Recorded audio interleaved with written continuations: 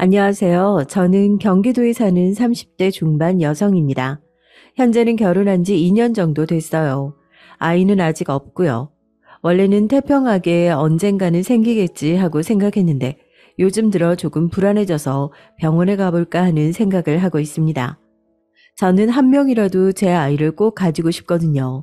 저는 제 남편을 아주 많이 사랑합니다. 그래서 남편을 닮은 아이를 꼭 낳고 싶고 말이죠. 제가 남편을 이렇게 사랑하게 된 데는 다 그럴 만한 이유가 있기는 해요. 남편은 정말 좋은 사람이거든요. 제가 먼저 반해서 쫓아다녔고 제가 청혼했습니다. 이 남자 아니면 안 되겠다고 생각했었거든요. 남편은 제가 자주 가는 카페에 일을 하던 아르바이트생이었습니다. 외모도 외모였지만 손님들을 대할 때도 배려와 다정함이 늘 묻어나오는 사람이었어요. 그래서 먼저 연락처를 물어봤었습니다. 만나는 내내 너무 좋았어요. 많이 사랑했습니다. 이 남자 아니면 안 되겠다고 생각했어요. 하지만 남자친구는 그런 저를 조금 부담스러워 했어요. 특히 조건에서 차이가 많이 났는데 그 부분을 유독 부담스러워 했습니다. 우리 집은 가난하고 난 고졸이야. 우리가 사랑하는데 그게 무슨 상관이야. 결혼은 현실이고 어쨌든 집안끼리 만나는 건데 신경을 안 쓸 수가 없지. 내가 괜찮다니까? 내가 괜찮지 않아서 그래. 처음에는 그런 이유로 청혼을 거절당했었어요. 하지만 저는 굴하지 않았습니다. 저에게는 남편이 아니면 안 됐었거든요. 나랑 헤어지자는 거야? 그 얘기가 아니잖아. 결혼하지 않겠다는 건 결국은 언젠간 헤어지겠다는 말이잖아.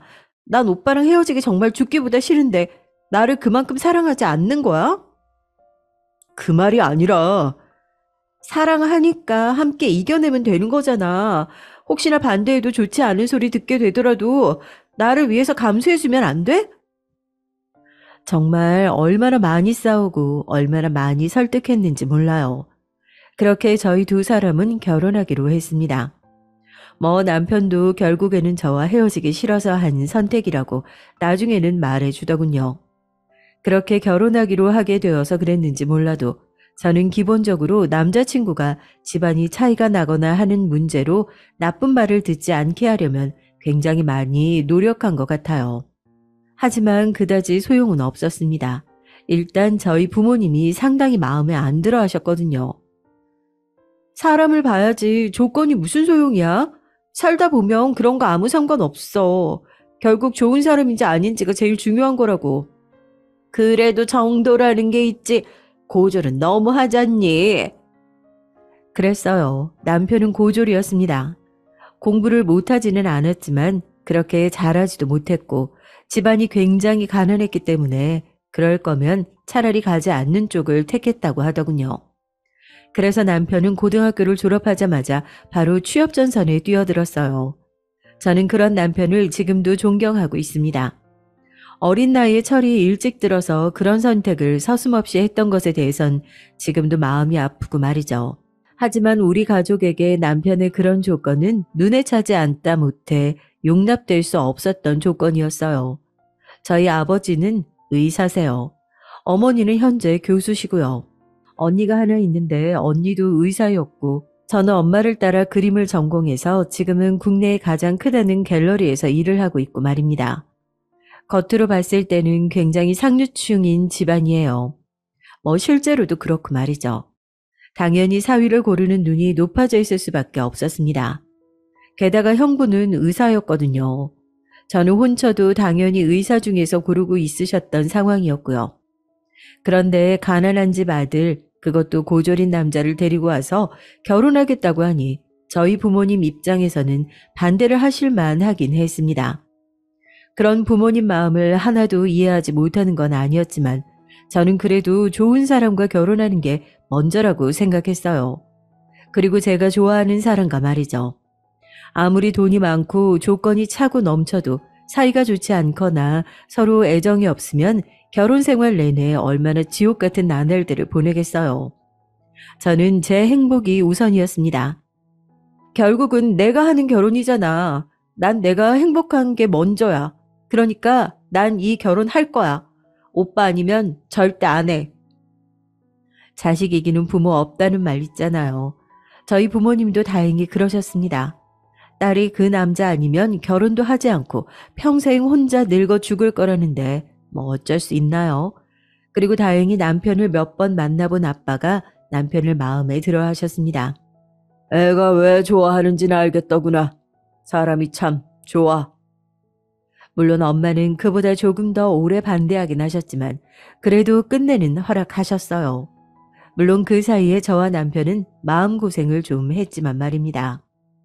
반대로 남편의 집안에서는 저를 아주 반겨주셨어요. 뭐 이런 얘기를 하면 너 같은 조건을 가진 며느리가 들어오는 건데 그건 당연한 거 아니냐고 하시겠지만 그렇게 반겨주시는 것 그 이상이었습니다. 시댁 어르신들은 굉장히 좋으신 분들이셨거든요. 부모님이 그렇게 좋으신 분들이시니 남편도 그렇게 잘 자랐구나 했던 것 같습니다. 저는 시댁에서 정말 좋은 대접을 받으며 지냈어요. 아이고, 밖에서 일도 하는 애가 뭘 시집까지 와서 설거지를 한다고 그래. 가만히 앉아서 받아먹기만 하는데요. 원래 그러는 거다. 여기 올 때는 그냥 쉬러 왔다고 생각하고 쉬기만 하다가. 알았지? 반면 우리 집에서 남편을 대하는 건 달랐습니다. 뭐 이것도 친구들은 당연히 그럴만하다고는 했지만 그래도 저로서는 속이 상하긴 했어요. 박서방은 이럴 때 와서 좀 도와주면 안 돼? 안 오고 싶어서 그런 것도 아니고 일이 있는데 그걸 어떻게 빼? 뭐 대단한 일 한다고. 엄마, 그래 알았다. 하여간 지 남편이라고 어지간히 싸고 놀지. 기본적으로 남편을 무시하는 마음가짐을 다들 가지고 있었습니다. 남편은 남편 나름대로 지금 하는 일에 자부심을 느끼고 살아왔는데 저희 친정 식구들은 매번 그 일이 뭐 그리 대단한 일이냐고 무시했고 또 그만두고 다른 소개해준 다른 곳에 가보라는 둥 그런 말을 밥 먹듯이 했으니까요. 남편은 주방에서 요리를 했어요. 남편이 다니는 식당이 나름 맛집으로 유명한 한식당이라 정말 바빴죠. 게다가 그곳에서는 나름대로 인정도 받으며 일을 하는 사람이었고요. 자기 일에 만족하고 자부심을 느끼고 하는 사람을 그렇게 얘기하는 게 너무 싫어서 하루는 엄마에게 화를 낸 적도 있습니다. 그게 제일 천박한 거야. 직업에 사람의 급이 있다고 생각하고 사람 함부로 판단하고 중요한 일이네, 아니네 하는 거. 엄마가 뭔데 그 사람이 하는 일을 안 중요하다고 해? 학생들 가르친다는 사람이 그런 생각을 하고 또 말로 뱉어도 되는 거냐고. 야, 나는 그게 아니라 누군가에게는 상처가 될 수도 있는 말을 배려 없이 그렇게 막 뱉는 엄마보다 훨씬 좋은 사람이야. 언제나 남을 먼저 생각하고 배려하는 사람. 엄마는 그날 불같이 화를 내는 제 모습을 보고 놀라셨고 결국은 사과하긴 했습니다. 그리고 그 이후로는 속으로 어떻게 생각하는지 몰라도 제 앞에서는 그런 말을 하거나 남편을 무시하는 듯한 행동을 하는 걸 자제하긴 했어요. 뭐 물론 그런데도 은연중에 한 번씩 툭툭 튀어나오는 게 있었지만 그럴 때면 적어도 제 눈치를 보기는 했습니다. 오히려 그런 저를 말린 건 남편이었어요. 어머니한테 너무 그러지 마. 그래도 한참 어른이신데. 당신은 화도 안 나? 어머니로서는 잘난 딸이 딸보다 못한 조건의 남자랑 결혼을 했으니 우리 딸이 아깝고 내가 마음에 안 차는 게 당연한 거야. 그건 다 당신을 너무 사랑해서 그런 거니까. 장모님한테 심하게 말하고 그러면 안 돼. 나중에 다 후회한다. 그런 식으로 말하는 남편이 답답했던 적도 있어요. 저렇게 착해서 늘 손해만 보고 싫은 소리 듣고도 웃고 있는 그 모습이 말이죠. 하지만 그래서 남편을 좋아한 거긴 합니다. 사람이 그렇게 좋아서 말이죠. 특히 제가 더 친정 식구들에게 정이 떨어졌던 건 시댁 식구들과 너무 비교되는 모습에 계속해서 봐와서였는지도 몰라요. 뭐 그나마 아빠가 조금 덜하긴 하셨지만 그래도 제 눈에는 보였습니다. 아빠도 은연중에 남편을 무시하는 기조가 깔려 있다는 사실을 말이죠. 너네 부모님은 평생 그렇게 잘 사는 사람, 공부 많이 한 사람들만 보고 그런 사람들과만 어울려 오신 분들이야. 평생을 그렇게 사신 분들 태도를 바꾸는 건 쉬운 거 아니고 너희 둘이 사는 건데 그런 부분은 포기해. 그래도 남편이 그런 대접받는 걸 못 보겠는걸? 최대한 마주치지 않으려고 노력하는 수밖에 없지 뭐. 그리고 네가 매번 그렇게 부모님한테 들이받으면 너희 남편이 더 불편해진다. 그걸 원하는 건 아니잖아. 친구의 그 말을 그냥 받아들이고 최대한 마주치는 일을 적게 하자고 결론 냈습니다. 다른 것보다도 남편을 불편하게 만들고 싶진 않았거든요. 제가 난리를 치면 남편이 중간에서 굉장히 불편해하는 게 보이기도 했고 말이죠. 그래서 그 이후로 형부가 남편을 은근히 무시하는 행동이나 말들을 해도 꾹 참았습니다. 하루는 이런 일이 있었어요. 박서방이 오늘 요리 좀 해줘. 네? 제가요? 매일 하는 일이잖아. 뭐 어려운 일이라고. 그냥 전문가가 해주는 요리 한번 먹어보게. 왜? 힘들어? 아닙니다. 예의라고는 없었어요. 툭 누르면 나오는 자판기도 아니고 준비도 안 되어 있는 사람에게 그런 식으로 아무렇지 않게 한번 해보라는 둥 그런 얘기를 하는 게 제 상식으로는 도저히 이해가 되지 않았습니다. 뭐 하긴 형부는 원래 그런 사람이기는 했어요. 저는 원래 형부를 싫어했습니다. 언니와 결혼하겠다며 처음 소개받는 날부터 그랬어요. 처음 본 저에게 이런 말을 했었거든요. 그런데 처제는 살을 좀 빼야겠다. 지금보다 5kg 정도만 더 빼면 얼굴이 확 예뻐질 것 같은데? 처음 보는 사람에게 냅다 반말을 하는 것도 저는 솔직히 마음에 들지 않았는데 처음 보는 사이에 그걸 자기 딴엔 위한다며 하는 말이라는 게 저는 정말이지 싫었어요. 형부는 매사에 그런 식이었습니다. 기본적으로 남을 평가하는 걸 서슴지 않고 하는 타입의 사람이었고 자신이 가진 것들에 대한 자부심이 대단한 사람이었어요. 앞서 이야기했듯 형부는 의사였습니다. 그리고 형부네 집안 사람들도 다들 재력이며 학벌이며 우리가 흔히들 얘기하는 그 상류층에 부합하는 사람들이었고 말입니다. 남편이 고졸이라는 걸 알게 됐던 날 형부가 처음 했던 말이 생각나요. 아무리 가난해도 요즘 고졸은 진짜 잘 없지 않나? 아니 무슨 그런 말을 그렇게 서슴없이. 아니 뭐가 문제야. 그게 잘못된 거라고 한 것도 아니고 순수하게 놀라워서 그러는 건데. 오히려 처제의 그런 반응이 더 신경 쓰고 있는 것 같은데? 자신이 남에 대한 배려가 부족하고 생각이 없이 말한 걸 늘 그런 식으로 남에게 뒤집어 씌우기도 했고 말이죠. 자주 보는 사이도 아니었고 형부는 부모님과는 달리 더 말이 통하지 않는 사람이라 일이 커지는 게 싫어서 그런 말을 하는 형부에게 화를 내본 적이 없긴 합니다. 제가 지적을 하면 더 와곽하고 소리를 지를 사람이었거든요. 그냥 언니와 대화를 나눈 적은 있어요. 언니가 얘기 좀 해. 사람 그런 식으로 막대하는 거 아니라고. 어머 얘 웃긴다. 네 형부가 언제 그렇게 또 막대했어? 그냥 물어본 걸로. 사람 면전에 두고 물어보는 게 있고 아닌 게 있는 거야. 눈 가리고 아웅이지. 그런 것도 하나 판단 못하면 그건 사회성을 덜 배운 거 아니야? 언니도 형부도 똑똑한 사람들이 왜 그런 건 모른 척 바보같이 굴어? 넌 말을 뭘 그렇게 해. 내가 지금 하는 말 기분 나쁘지? 형부가 내 남편에게 한 말은 더 기분이 나쁜 말이야. 언니가 좀 하지 말라고 해. 언니 형부한테 그런 말도 못해? 언니와 그렇게 다투고 나면 한동안은 조금 좋아지는 것 같기도 했어요. 하지만 원래 본성이 그런 사람이어서 그런지 시간이 조금 지나면 금방 다시 원래대로 굴었습니다. 어느 순간은 포기하게 됐던 것 같아요. 그래서는 안 되는 건데 저도 익숙해진 겁니다. 사실 매번 화를 내는 것도 감정 노동이라 힘들 거거든요. 그러던 중에 그 사건이 터졌어요. 그날은 저희 친정아빠 생일이었습니다. 다 같이 만나는 걸 꺼렸지만 그런 날은 피할 수 없잖아요. 그리고 아빠가 남편이 해주는 음식을 정말 좋아했거든요. 그래서 드시고 싶다고 다른 선물은 필요 없으니 음식을 해줄 수 있냐고 물어오시는데 거절할 수도 없었고 말이죠. 나는 장인어른이 내 요리 좋아해 주시는 거 너무 좋아. 다른 곳에서 좋다는 거 다 드시고 다니시는 분의 인정을 받은 거잖아. 그리고 남편이 그렇게 좋아하기도 했고 말이죠. 남편은 정말 너무 행복해하며 아빠의 생일상을 준비했습니다. 그런 남편을 보면서 자기 별로 좋아하지도 인정해주지도 않는 처가에 그렇게 잘하고 싶어 라는 말이 목 끝까지 차올랐지만 참았어요. 그렇게 좋아하는 남편의 모습을 정말 오랜만에 봐서 그 기분을 망치게 하고 싶지는 않았거든요.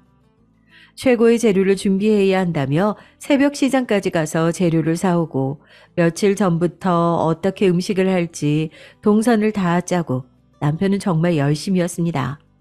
아마도 아버지에게 인정받았다는 생각 때문에 들떠서 더 그랬던 것 같아요. 다시 생각해도 그랬던 남편이 너무 짠하게 느껴지는 부분이에요. 그 덕에 아빠의 생신상은 정말 혼자서 차렸다기에는 믿기지 않는 화려하고 풍성한 생일상이었습니다. 와, 이거 사온 거 아니고 직접 다 만든 거 맞아? 새벽 시장까지 다녀왔어. 재료 좋은 거 산다고. 이야, 대단하다. 오늘 아빠 호강하시겠네? 언니뿐만 아니라 가만히 보고 있던 엄마도 한마디 거들었습니다. 박서방이 고생 많았겠네. 이렇게까지 하지 않아도 되는데 괜히 얘기했나 싶다. 엄마는 입이 떡 벌어져서 그렇게 얘기했습니다. 남편이 입이 귀에 걸려 있는 게 보였어요.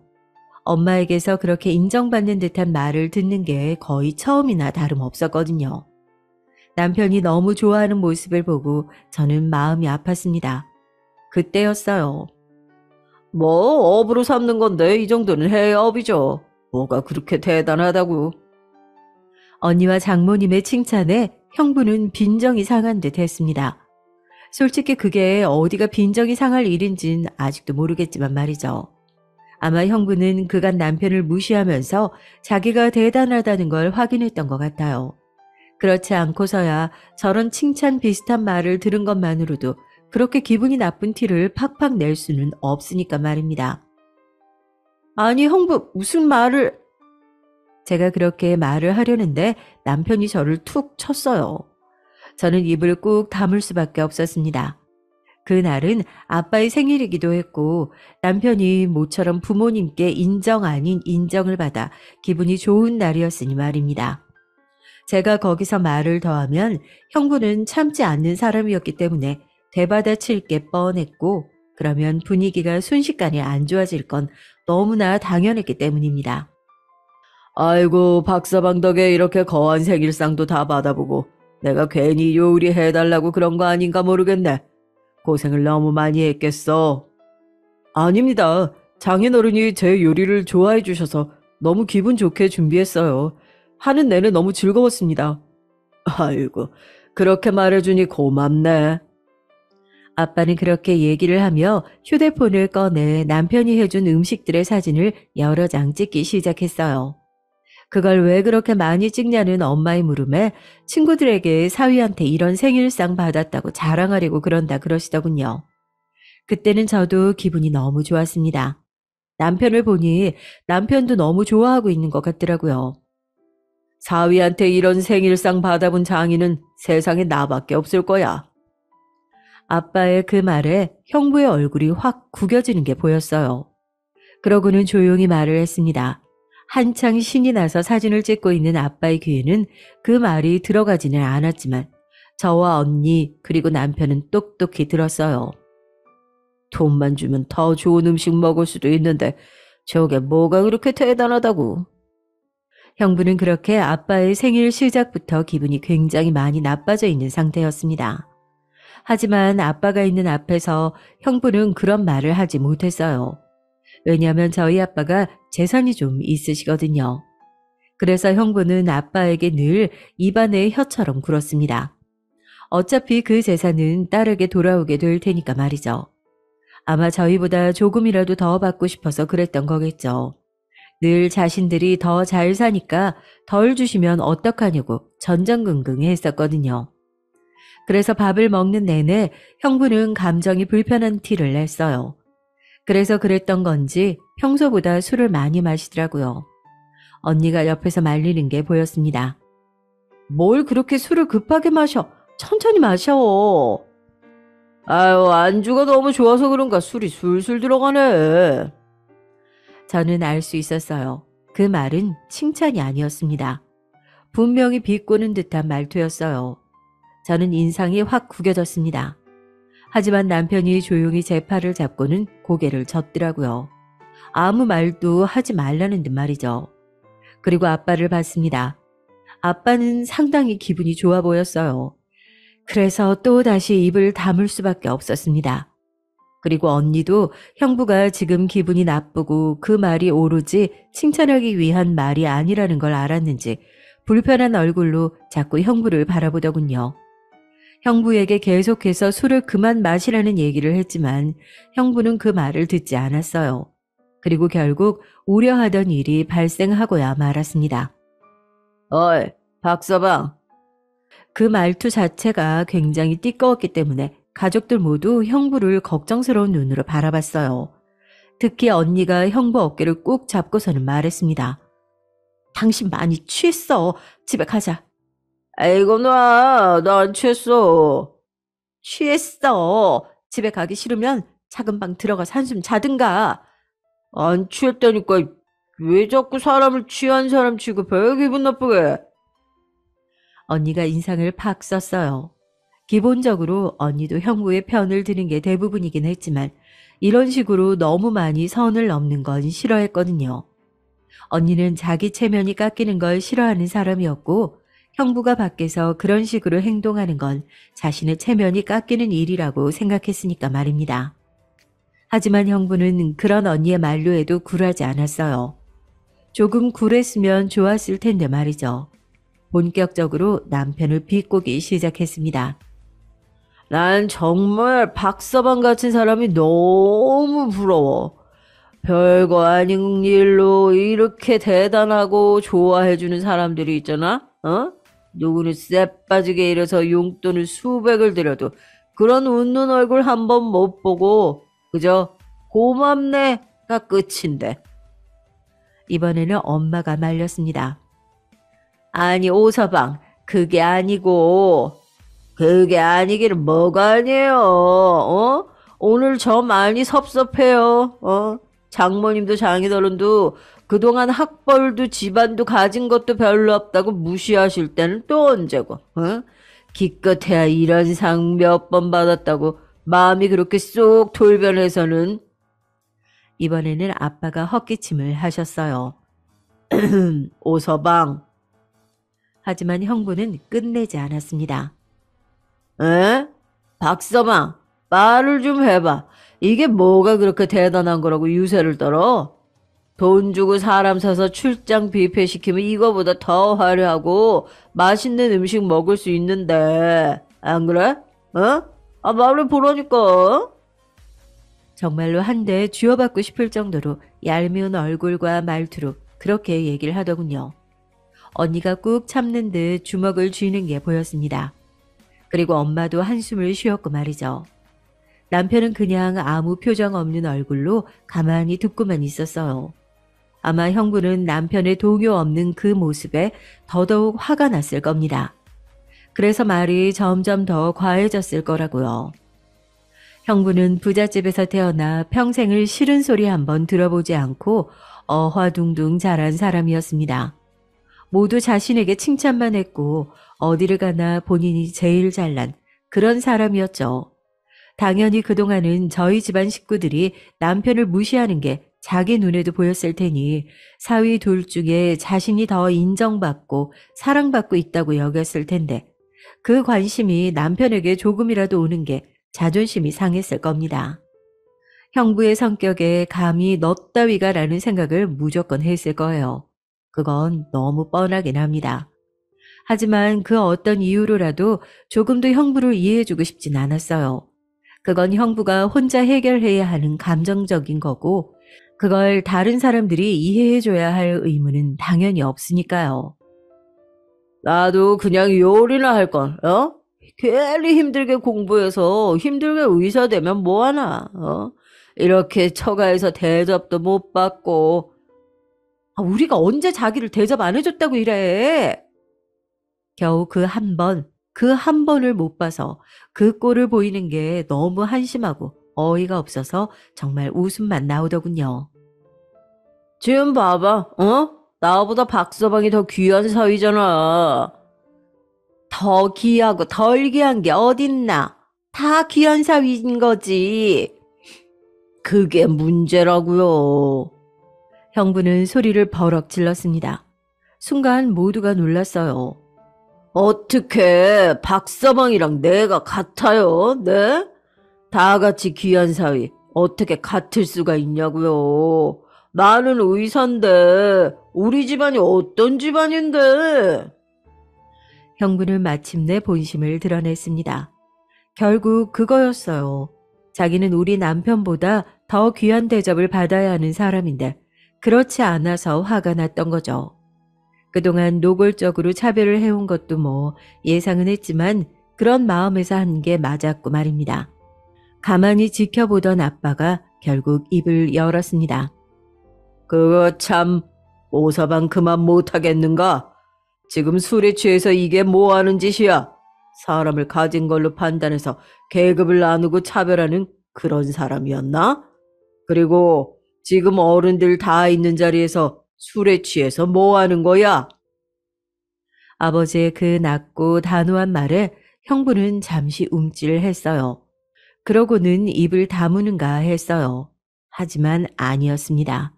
술 기운이 더 오르는 건지 얼굴이 시뻘개져서는 더 큰 목소리로 말을 이어가기 시작했어요. 아이고, 그러는 장인어른이랑 장모님도 처음에는 고졸에 집안도 가난한 사람이라고 사위 삼기 싫어하셨잖아요. 에? 그럴 때는 언제고. 이제 와서 다 같은 귀한 사위예요. 네? 그 말에 엄마가 인상을 찌푸리며 형부에게 말했습니다. 그 얘기를 지금 왜? 그리고 딸 가진 부모 입장에서야 딸을 더 좋은 조건의 남자에게 시집 보내고 싶으니 그랬던 거고. 결국 이렇게 다 잘 지내면 좋은 거지. 그게 뭐라고 이렇게 큰 소리를 냈나? 당신 진짜 그만해. 나 진짜 화낸다. 언니의 표정이 사뭇 심각해졌습니다. 저희 언니는 한 번 화가 나면 정말 무서운 사람이었거든요. 가족들 모두 그걸 알아서 언니가 정말 화가 나기 전에 그럴 만한 일을 멈추거나 혹은 그럴 상황을 피했고요. 본능적으로 알 수 있었습니다. 언니는 정말 폭발하기 일보 직전이라는 것을 말이죠. 아니, 당신도 태도를 이렇게 싹 바꾸는 건 아니지. 내가 무슨 태도를 바꿨다고 이러는 거야? 당신도 박서방 은연중에 무시했잖아. 형부는 본인 입으로 인정한 겁니다. 본인이 남편을 무시하고 있었다는 사실을 말이죠. 뭐 알고는 있었지만 그런 식으로 확인 사살을 받으니 상당히 기분이 상하긴 하더라고요. 원래 알고 있었던 것과 그걸 확답으로 받는 건 다르니까요. 진짜 이 집 식구들 단체로 약 먹었나 싶어. 아니 어떻게 나 같은 사위를 두고 저런 사위를 더 예쁘다 할 수 있는 거냐고. 지금 다들 제정신이야? 술에 취해서 고래고래 소리를 질러대는 형부를 일단 말려야만 했어요. 그래서 남편이 형부의 팔을 잡았습니다. 그 집에서 가장 젊은 남자이다 보니 힘을 쓸 수 있는 사람은 남편밖에 없었거든요. 형님, 그만하세요. 에, 이거 지금 네가 나를 잡은 거야? 네가 뭐라고 나를 잡아? 어? 너 따위가 뭐라고?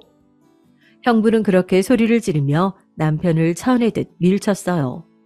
남편은 바닥에 쓰러지듯 엎어졌습니다. 야, 어디서 나대? 야, 이 새끼야. 고졸 주제에 나대지 마. 저는 순간 눈이 핑 도는 게 느껴졌어요. 정말 이제 이성을 잃는다는 게 이런 걸 얘기하는구나 싶은 마음이 들었습니다. 지금 말 다 했어요? 제가 그렇게 낮게 말했습니다. 그러자 형부는 제 쪽으로 고개를 돌렸죠. 그러고는 삿대질하며 저에게도 소리를 지르기 시작했습니다. 이게 다 처제 때문이야. 어? 조건에 맞춰서 우리 집이랑 얼추 비슷한 사람 데리고 와서 결혼하면 좀 좋아? 왜 저런 조건도 안 되고 수준도 안 맞는 사람 데리고 와서 결혼하겠다고 설치긴 설쳐. 그러면서 저에게도 성큼성큼 다가오더군요. 저보다 덩치도 한참이나 큰 형부의 모습에 아마 평소라면 쫄았을지도 몰라요. 하지만 그날은 앞서 얘기했듯이 화가 너무 많이 나서 이성을 잃은 상태였습니다. 그리고 저에게는 무기가 있었어요. 어? 그러니까 저 자식이 주제도 모르고 내 앞에서 깝치는 거 아니야. 짝 하고 온 거실에 누군가가 누구의 뺨을 후려치는 소리가 울려 퍼졌습니다. 그리고 그건 제가 형부의 뺨을 내리치는 소리였어요. 순간 모든 식구가 놀랐습니다. 당연하죠. 제가 형부의 뺨을 사정없이 내리쳤으니까요. 사실 제가 그동안 남편을 무시할 때 식구들에게 기분이 안 좋은 티를 내거나 말을 직설적으로 하는 편이긴 했지만 저는 누군가를 때려보거나 했던 적이 없던 사람이었거든요. 그런 폭력을 아주 싫어하기도 했고 말입니다. 그런 저를 알고 있으니 식구들이 놀라는 건 당연했어요. 우선 식구들보다도 제가 더 놀랐고 말입니다. 손이 그냥 먼저 나간 거거든요. 처제, 지금 미쳤어? 미친 건 제가 아니라 형부죠. 사람을 앞에 두고 면전에다가 어떻게 그런 말씀을 하실 수가 있으세요? 그것도 배울 만큼 배웠다는 사람이, 매일 자기는 상류층이라는 말을 밥 먹듯 하는 사람이. 형부는 멍하니 자신의 볼에 손을 가져다 대고 제 얘기를 듣고 있다가 뭔가 이야기하려는 듯 입을 벌렸지만 이번에도 제가 먼저 선수를 쳤습니다. 그리고 이 사람이 어떤 사람인 줄 알고 감히 이런 대접을 하는 거예요?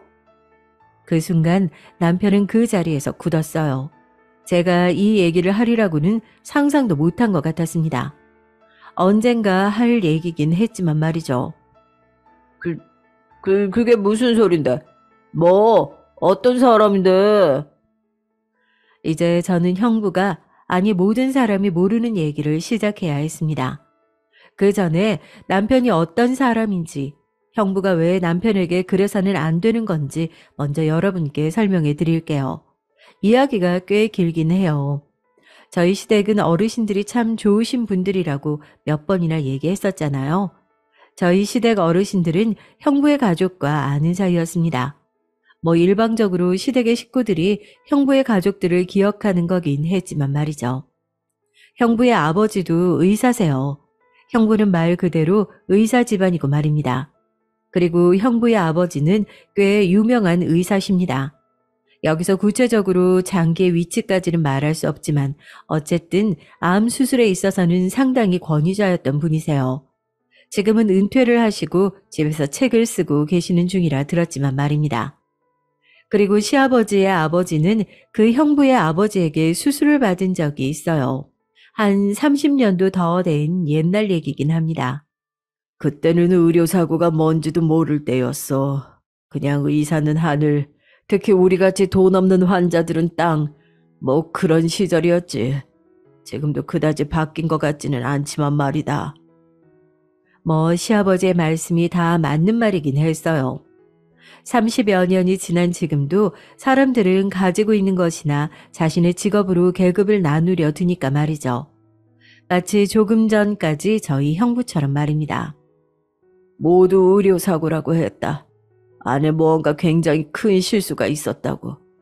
당시 집도이였던 분이 큰일 나게 될 수도 있다는 말을 지나가다 들었었어. 그리고 그날 그 수술대 위에서 돌아가신 분은 내 아버지셨고 말이다.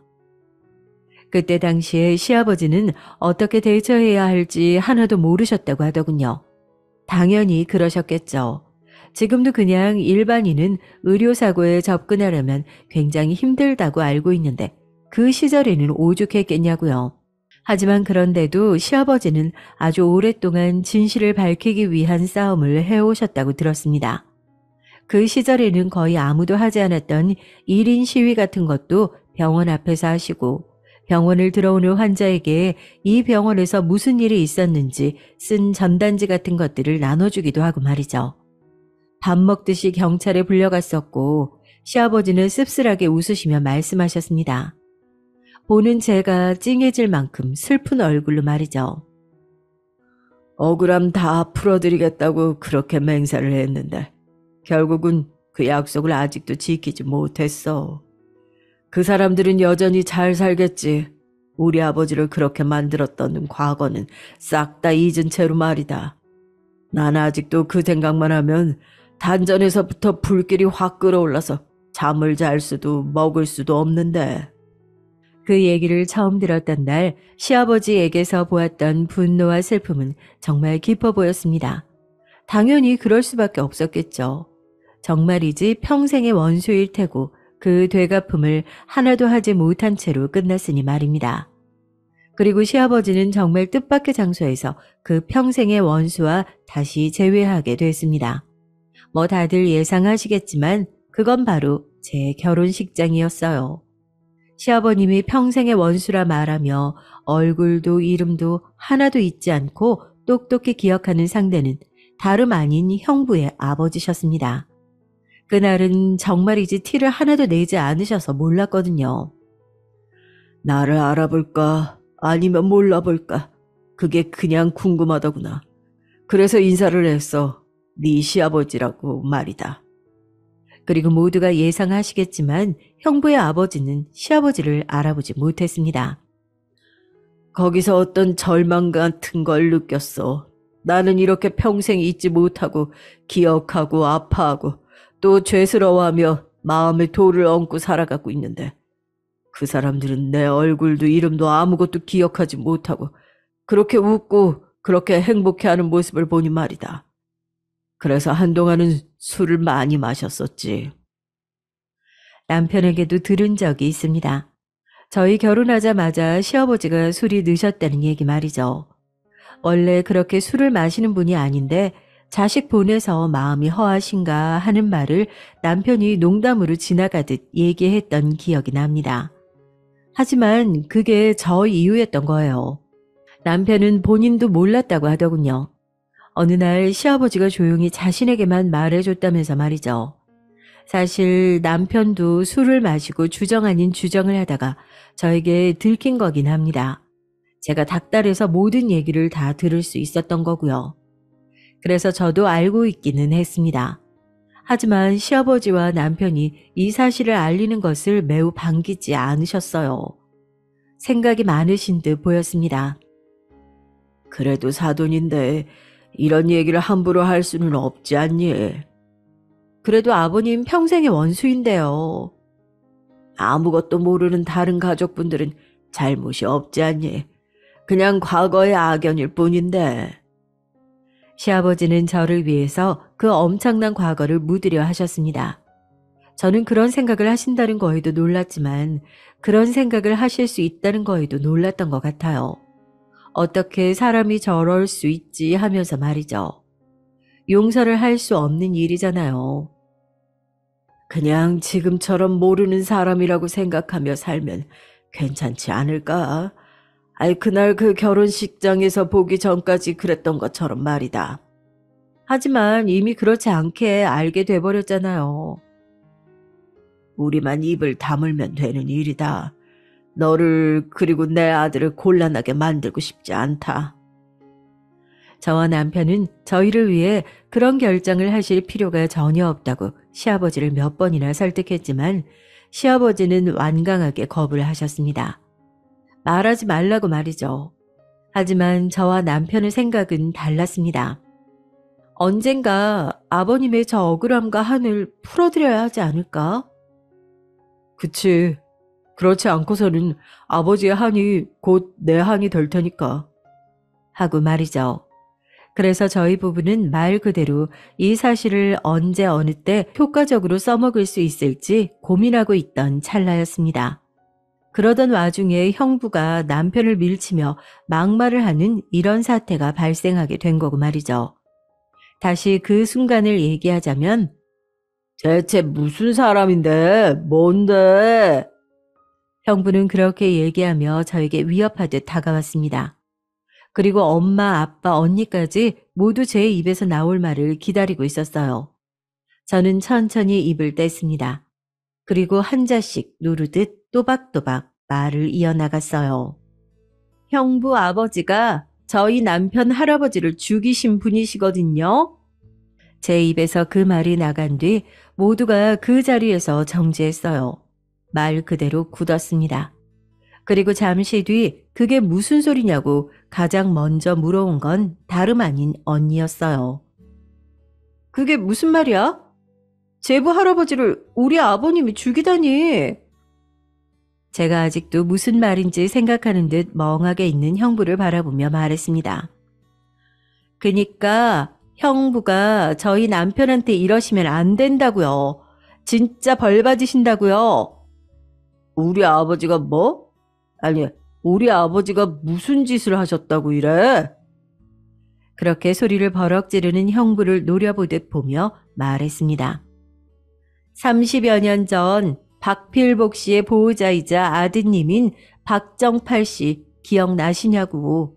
형부 아버님께 한번 물어보세요. 기억 못하시면 그건 정말 저도 너무 화가 날 것 같으니까. 그날은 그렇게 마무리됐습니다.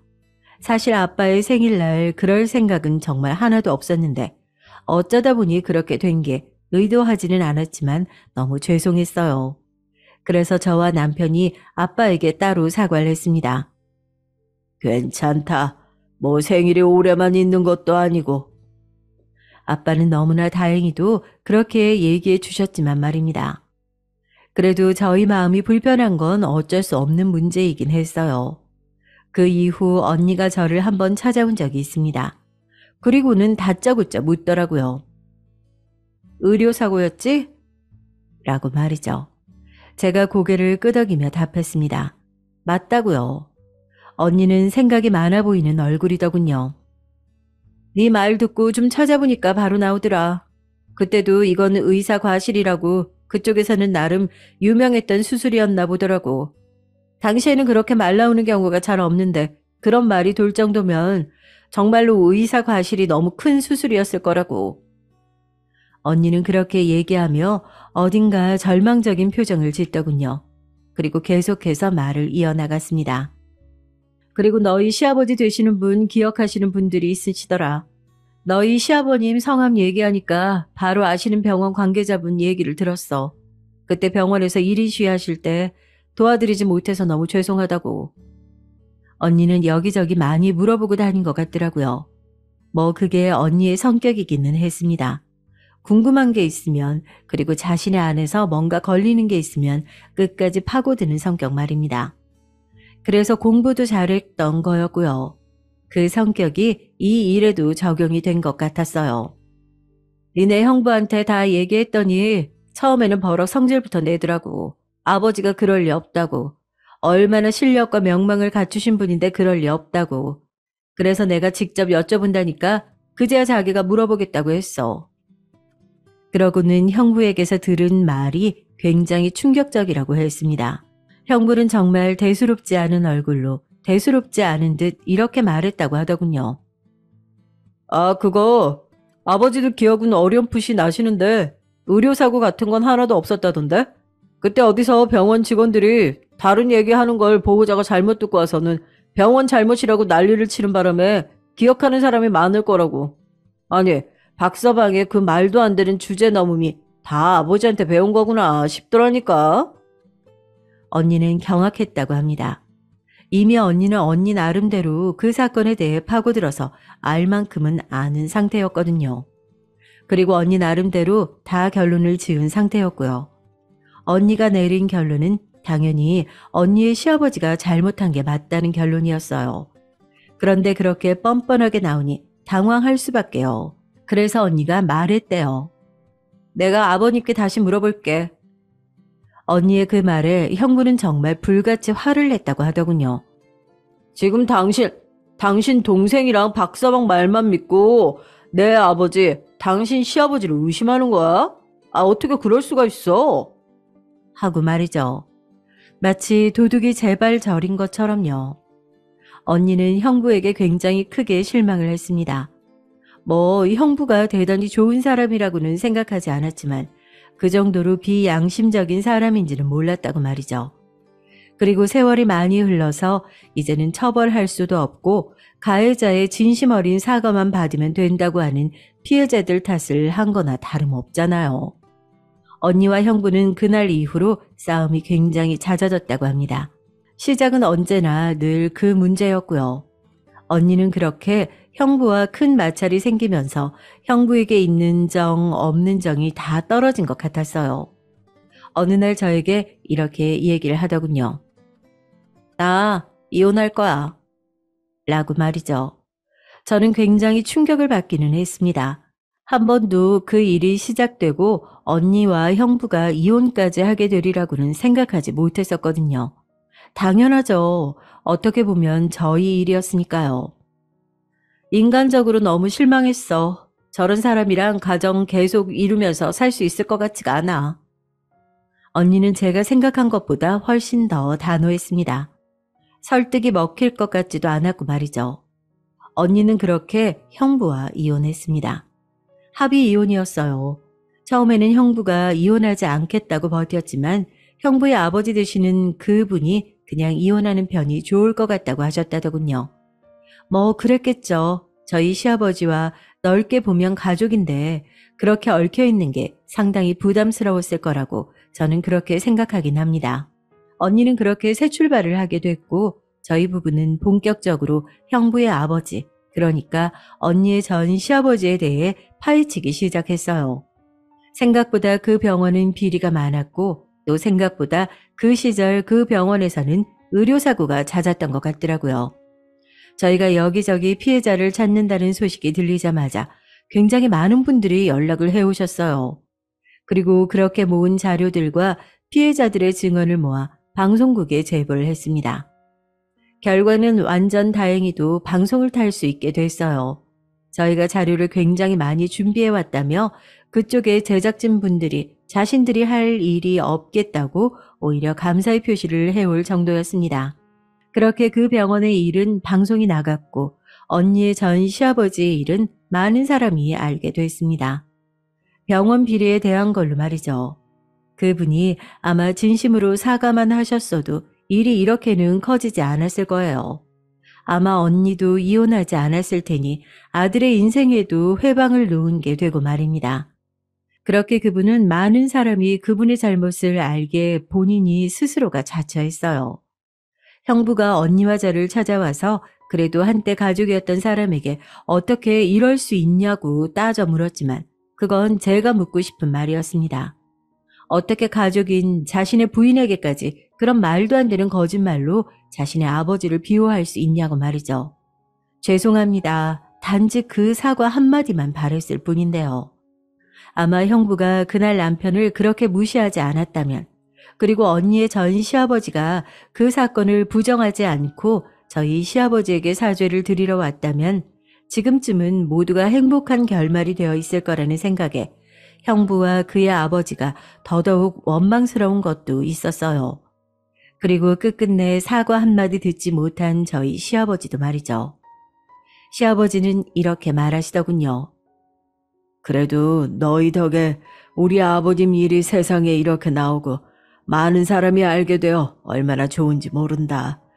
그때 혼자 종이 들고 그 병원 앞에 서 있었을 때는 아무도 알아주는 사람이 없어서 저 사람 미친 거라는 얘기도 많이 들었었는데 말이다. 시아버지는 그렇게 말씀하시면서 눈물을 훔치시더군요. 그리고는 감격스러운 말투로 말을 이어나가셨습니다.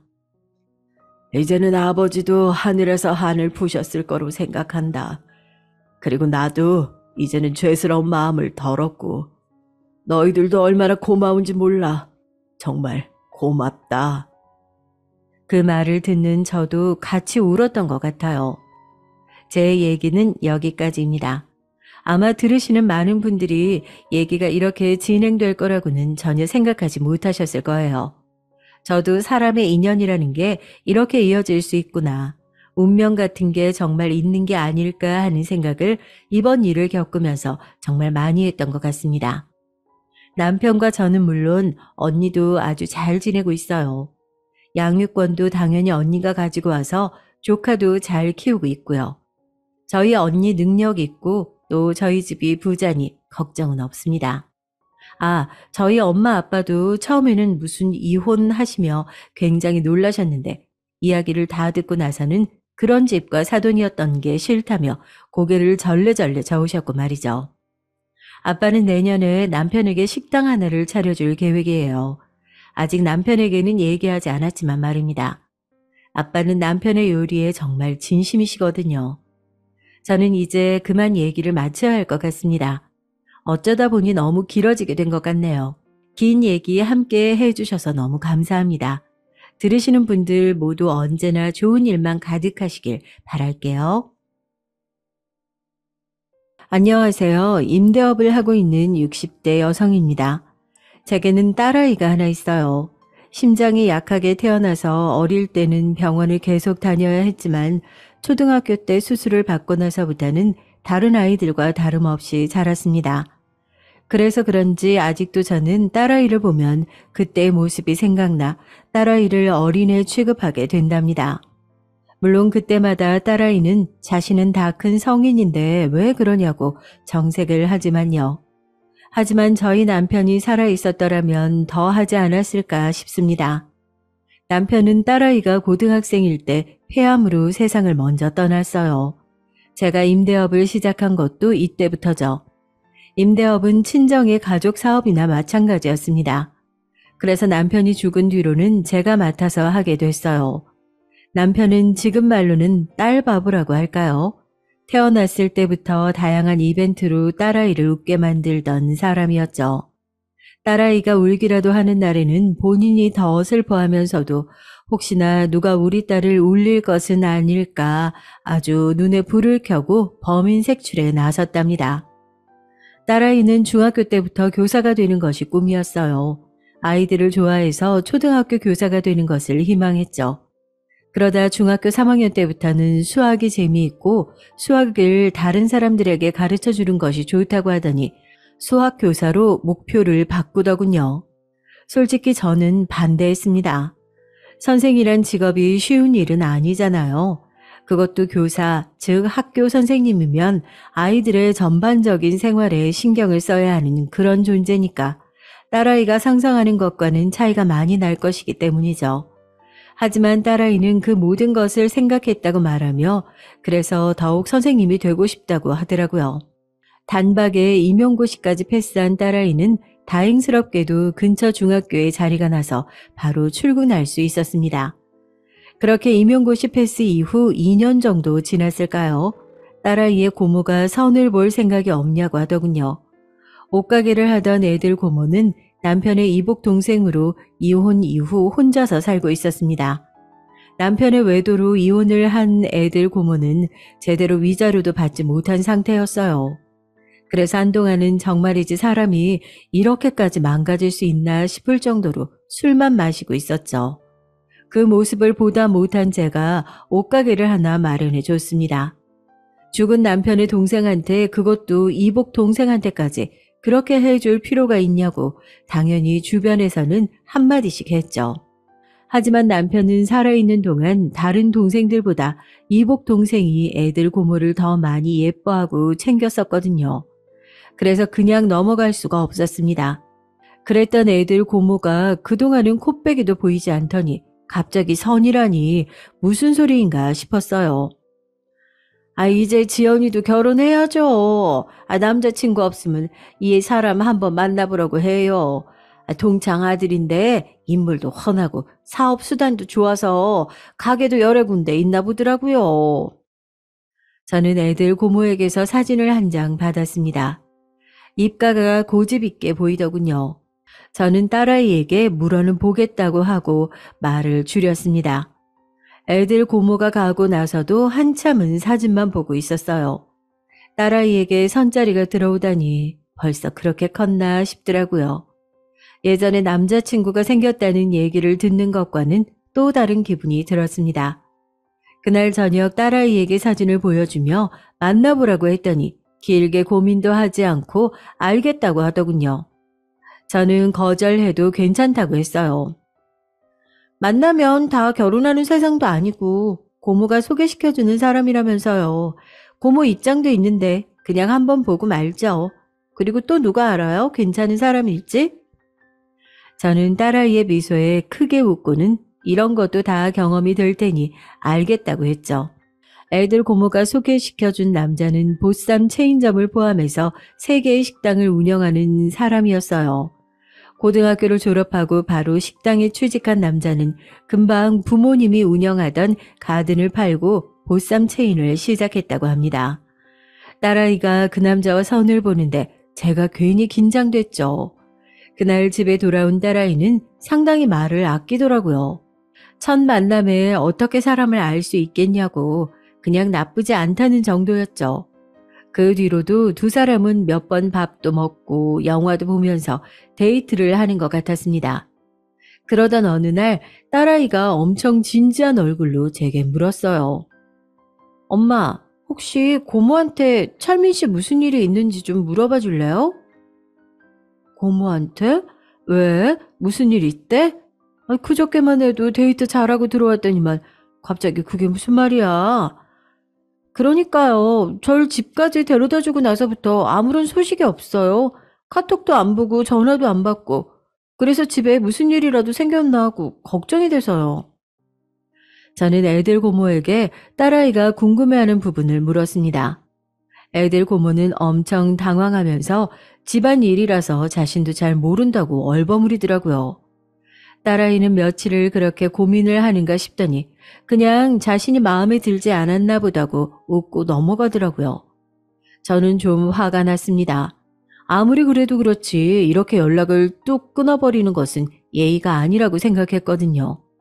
하지만 딸아이는 저와는 다르게 그냥 인연이 아니었다고 생각한다며 저더러 그냥 잊었으면 좋겠다고 했답니다. 저는 정말 그 철민이라는 남자에 대해서 까맣게 잊고 있었어요. 평소보다 늦게 들어온 딸아이는 놀라운 얘기를 제게 해주었습니다. 딸아이 말에 의하면 수업을 마치고 나오는데 교문 앞에 그 남자가 기다리고 있더랍니다. 잠깐 얘기 좀 하고 싶다고 말이죠. 물론 딸아이는 할 말이 없다고 딱 거절했다지만 남자가 마지막이 돼도 좋으니까 제발 얘기 좀 들어달라고 사정을 했다고 하더군요. 그래서 이유라도 들어보자는 마음으로 따라갔다 오는 길이라고 말했습니다. 겁도 없이 거길 어디라고 갔다 오기는 따라갔다 와. 너한테 무슨 해코지라도 하면 어쩌려고. 그런 일이 있으면 엄마한테 연락이라도 좀 하든가. 엄마도 참 모르는 사람도 아니고 변명이라고 해도 좋으니까 얘기 들어달라고 하는데 딱 잘라 거절을 어떻게 해요. 제가 1~2살 어린 애도 아니고 무슨 걱정을 그렇게 하세요? 그리고 봐요. 아무 일도 없이 돌아왔잖아요. 그걸 지금 말이라고 하니? 도대체 너는 왜 이렇게 조심성이 없어? 뉴스도 안 봐? 제가 워낙 정색을 하고 화를 내자 그제야 딸아이는 잘못했다고 2번 다시는 이런 일을 만들지 않겠다고 약속을 했죠. 그러고는 남자와의 대화를 들려주었습니다. 남자가 갑자기 잠수를 타게 된 것은 아팠기 때문이라고 하더군요. 딸아이와 여러모로 맞는 부분이 많아서 진지하게 만남을 이어가고 싶다고 생각했던 찰나에 알게 됐다고 하면서 그래서 더 마음이 깊어지기 전에 정리를 하려고 했답니다. 모든 사실을 솔직하게 얘기해 볼까도 했지만 아프다는 사실이 오히려 동정을 살 것 같아서 차마 입이 떨어지지 않았다고 하면서 그러다 보니 차일피일 얘기하는 것이 미뤄져 결국에는 잠수를 탄 것처럼 되었다고 말이죠. 얘기를 하는 딸아이의 모습을 보니 남자의 해명에 마음이 많이 풀린 것 같더라고요. 저는 그래서 다시 나타난 이유는 뭐라고 하더냐고 물었죠. 딸아이는 잠시 머뭇거리더니 다시 기회를 달라고 말했다고 했어요. 만약 저였더라면 뒤도 돌아보지 않았겠지만 딸아이는 생각이 다른 듯 보였습니다. 기회를 달라고 했다는 얘기를 하면서 제 눈치를 살피는 것 같았죠.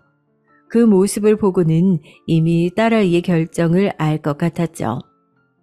기회를 다시 주는 것도 나쁘지 않겠다 싶었어요.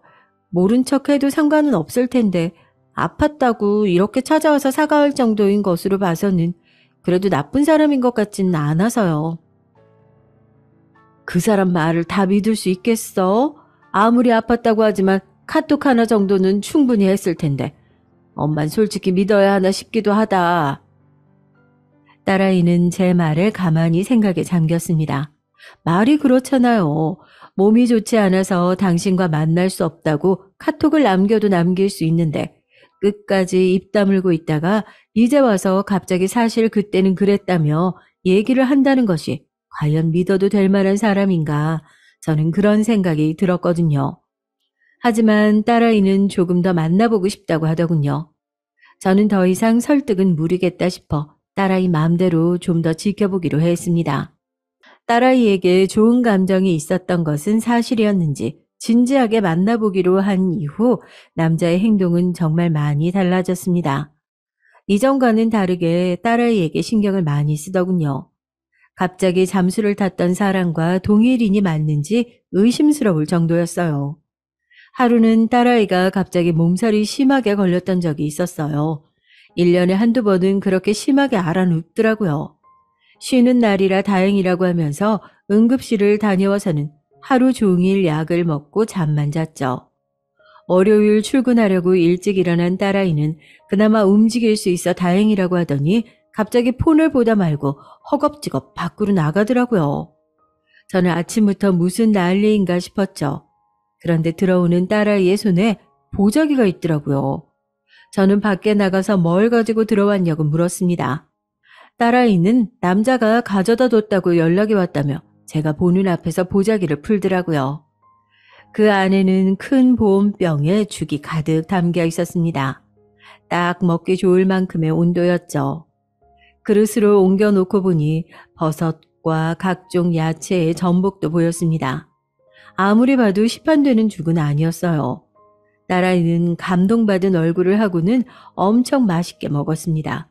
저도 먹어봤는데 간도 딱 좋고 정말 맛있더라고요. 누가 만들었는진 모르지만 정말 음식 솜씨가 좋구나 싶었답니다. 아직 몸도 성하지 않은데 버스나 지하철을 어떻게 타려고. 엄마가 데려다 줄게. 오늘 일정 괜찮으세요? 할아버지가 시키신 일 있다고 하지 않으셨어요? 너 데려다 주고 가도 늦지 않아. 걱정하지 말고 어서 나가자. 저는 평소보다 이른 시간에 딸아이를 데려다 주기 위해 나섰죠. 그런데 집 앞에 못 보던 차가 있더라고요. 그러더니 저와 딸아이를 보고는 차에서 한 남자가 내렸어요. 사진으로만 봤던 철민이었습니다.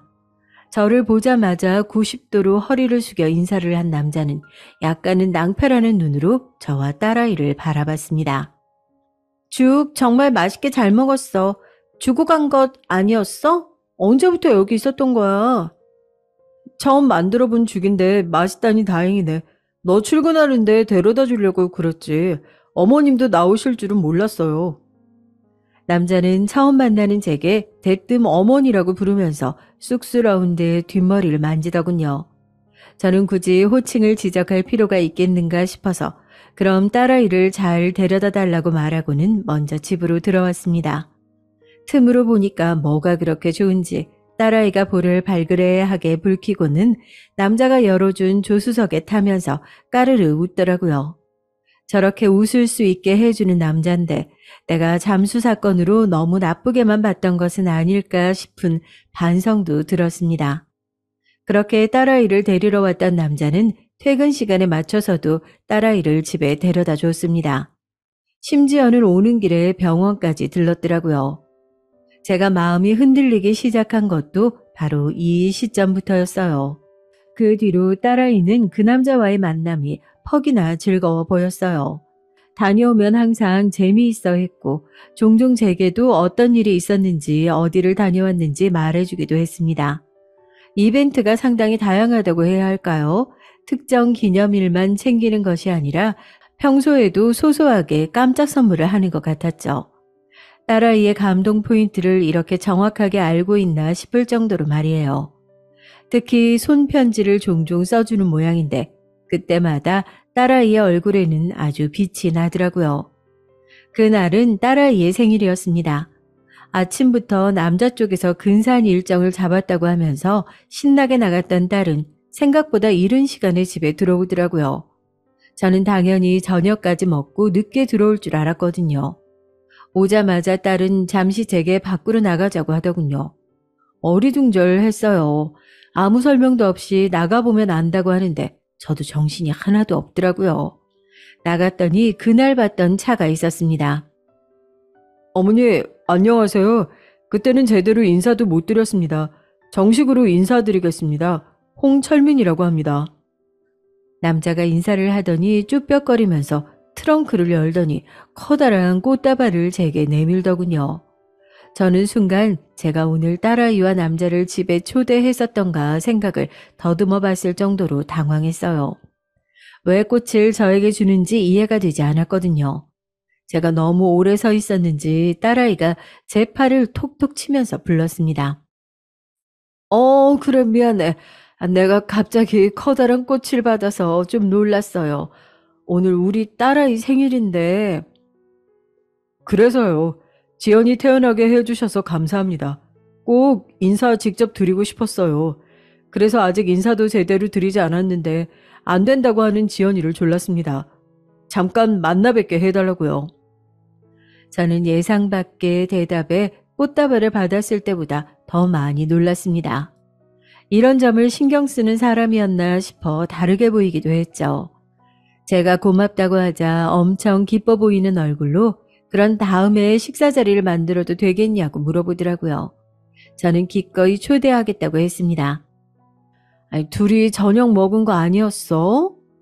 철민이가 이렇게 좋은 날 엄마랑 저녁 먹으면서 오붓하게 시간 보내자고 하더라고. 그래서 아침 일찍부터 움직였던 거래. 저는 또 한 번 의외의 행동에 남자를 놀란 눈으로 바라봤습니다. 괜히 헛기침을 하던 남자는 다음번 초대를 기대하면서 기다리겠다고 하고는 먼저 가보겠다고 했습니다. 아주 잠깐 사이였지만 딸아이가 왜 남자를 마음에 들어 했는지 알겠더라고요. 집에 들어와서도 딸아이는 기분이 좋은지 콧노래까지 흥얼거릴 정도였습니다. 저 역시도 마찬가지였고요. 그날 이후 저는 약속한 대로 남자를 집에 초대했고 얘기를 나누면서 상당히 재미있는 사람이란 생각이 들었어요. 얘기를 엄청 재밌게 할 줄 알더라고요. 밥 먹으면서 가게에서 있었던 일들이라고 하면서 들려주는데 너무 많이 웃어서 밥이 입으로 들어가는지 코로 들어가는지 모를 정도였답니다. 그 뒤로도 몇 번 함께 식사를 했는데 갈수록 남자가 마음에 들더라고요. 싹싹하기도 하지만 무엇보다 딸아이를 잘 챙겨주는 것이 눈으로 보여서 기분이 좋았습니다. 그래서 프로포즈를 받았다는 소리를 듣고 저도 함께 기뻐할 수 있었죠. 문제는 상견례를 하면서 벌어졌습니다. 솔직히 그냥 봤을 때는 큰 문제가 아니라고 생각하실 수도 있겠네요. 하지만 저는 이때부터 뭔가 일이 이상하게 돌아간다는 생각이 들었어요. 뭔가 상대방이 큰 비밀을 숨기고 있다는 것도 있었지만 사람이 쎄한 기분이 든다고 할까요? 가까이에서는 안 된다는 생각이 들기 시작했습니다. 상견례장은 깔끔하고 조용한 개인룸이 마련된 곳이었습니다. 음식도 입에 맞았고 분위기도 좋았죠. 바깥 사돈은 해외에 있다고 해서 같이 자리를 하지는 못했죠. 예비 안사돈의 첫인상은 솔직히 좋다고는 말 못하겠더라고요. 도도함을 넘어서 뻣뻣하다고 해야 할까요?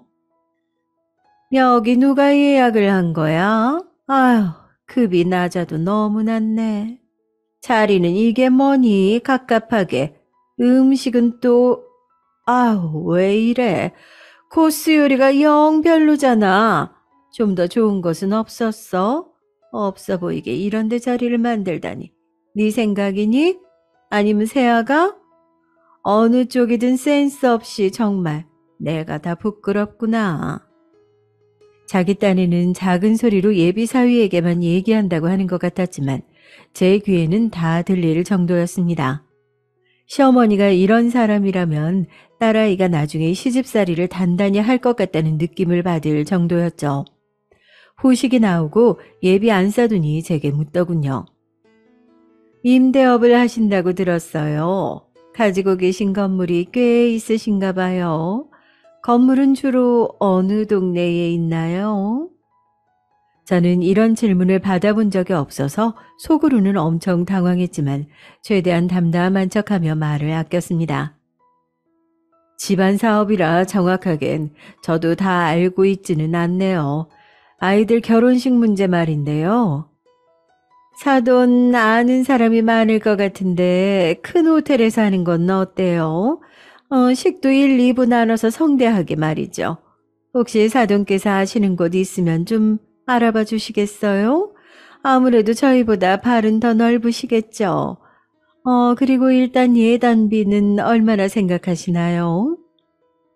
엄마, 무슨 얘기를, 저랑 나중에 얘기해요. 둘이서 얘기가 된 상황은 아니었는지 예비사위가 화들짝 놀라며 말렸지만 예비 안사돈은 왜 이렇게 나오는지 전혀 이해하지 못하는 눈치였습니다. 저는 정신없이 훅훅 들어오는 예비 안사돈의 속도를 도저히 따라가지 못하겠더라고요. 하지만 그대로 어영부영 넘어가는 모습은 보이고 싶지 않았답니다. 아이들 얘기를 들어보지 않아서 뭐라고 답을 드려야 할지 모르겠군요. 결혼은 서로 다른 가족들의 결합이라고 하지만 요즘 애들은 생각은 어떨지 모르겠네요. 결혼식은 두 사람이 원하는 방향을 들어본 적이 없어서 지금 대답 드리기가 곤란합니다. 그 예단도 마찬가지고요. 두 사람이 어떤 것을 어떻게 준비하는지 예산을 계획한 것도 아닌데 먼저 나서서 얼마다 얘기를 하는 게 과연 얼마나 도움이 되겠어요. 저나 사돈은 아이들의 계획한 것을 보고 그때 이런 대화를 나누는 것이 어떨까요? 아이들이 알면 뭘 안다고요? 그냥 이 자리에서 정하는 게 낫죠. 아이들한테 맡겨두면 어른들 입장은 생각도 하지도 않고 그냥 자기들 편한 대로만 하려고 합니다. 그러니 어른인 저희들이 나서서 정리를 해주면 그게 더 낫지 않겠어요? 그리고 어디 한두 푼 오가는 일도 아니고 말입니다. 글쎄요. 결혼이라는 것 자체가 의미 있는 것 아닐까요? 그 속에 돈이 오간다는 표현은 좀 듣기 거북하네요.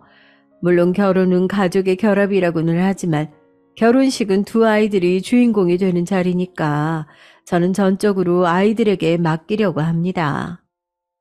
제 말에 예비 안사도는 기분 나쁘다는 얼굴을 했지만 저는 전혀 눈치채지 못한 척하며 후식으로 나온 수정과를 마셨습니다. 집에 돌아오는 길에 저는 딸아이에게 결혼식이나 예물에 관해서는 진지하게 고민해서 결정을 했으면 좋겠다고 말했어요. 모든 것을 다 지켜봤던 딸아이는 제 말에 고개를 끄덕이며 한숨을 내쉬었습니다. 결혼식은 예비 안사돈이 기대했던 것과는 전혀 다르게 잡혔더라고요. 저와 달리 종교가 있는 딸아이가 성당에서 하고 싶다고 했죠. 예비사위도 함께 다니는 곳이라고 하더군요. 당연히 예비 안사돈은 펄펄 뛰면서 반대를 했다고 하는데 그 부분은 예비사위가 해결을 본 상태라 크게 걱정할 것은 없다고 말해줬습니다. 저는 둘이 원하는 결혼식을 할 수 있는 곳이라면 어디든 반대할 생각이 없다고 확실하게 말해줬죠. 한창 결혼 준비로 바쁠 때 딸아이가 무슨 할 말이 있는지 제 눈치를 보는 기분이 들었습니다. 평소라면 본인이 하고 싶은 얘기를 숨김없이 하는 아이라 무슨 큰일이기에 눈치를 저렇게 보나 싶었습니다. 그래서 먼저 아른차를 할까 하다가 기다리기로 했죠. 며칠을 그렇게 고민하더니 결심이 섰는지 제게 할 말이 있다고 하더군요. 엄마, 철민 씨가 석 달 정도 있으면 지금 가게 자리가 계약이 만료가 되나 봐. 근데 하나같이 지금 임대료로는 계약 연장은 불가하다고 해서 가게 이전을 해야 한다고 하네요. 이렇게 갑자기? 결혼식 준비로 정신없는데 어떻게 하니?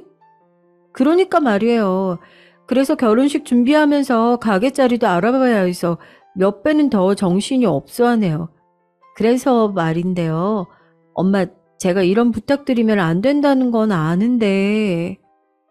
저는 말하기를 주저하는 딸아이를 보면서 대충 감은 오더군요. 가게 이전과 관련된 부탁이겠다 싶었어요. 가게 자리를 알아보는데 도움을 달라고 하거나 심하면 건물 중에서 빈자리가 있는지 물어보겠다 싶었습니다. 그리고 제 예상과는 크게 다르지 않는 부탁을 하더군요. 혹시 우리가 좀 도와줄 수 있을까요? 철민 씨는 이쪽에 좀 알아보고 있더라고요. 딸아이는 벌써 예비사위와 얘기를 한 모양인지 제게 몇 장의 사진을 보여줬습니다. 예비사위가 이전하려고 알아보는 자리라고 하는데 솔직히 좀 놀랐어요. 하나같이 제가 가지고 있는 건물 주변이었습니다. 거기다 자리가 워낙 좋아서 임대료가 다른 곳들보다 월등히 센 곳이기도 하고요. 여긴 자리가 워낙 좋아서 임대료가 보통은 넘을 텐데 여기로 온다고? 오히려 지금 있는 자리보다 임대료가 더 높을 수도 있어. 딸아이는 예비사위가 이왕지사 옮기게 된 것 자리가 좋은 곳으로 가고 싶어하는 눈치라고 말했죠. 그러면서 제 건물에 자리가 있으면 좀 넣어주는 것은 어떻겠냐고 조심스럽게 말하더군요. 저는 임대료가 높은데도 이곳으로 이전하는 것은 조금 무리수가 아닐까 싶은 생각이 들면서 저도 모르게 혹시 제가 무언가를 해줄 것이라 기대하고 있는 것은 아닐까 싶은 생각이 들었습니다. 상견례 자리에서 보였던 예비 안사돈의 행동으로 미뤄봐서 충분히 가능성이 있을 것 같았죠.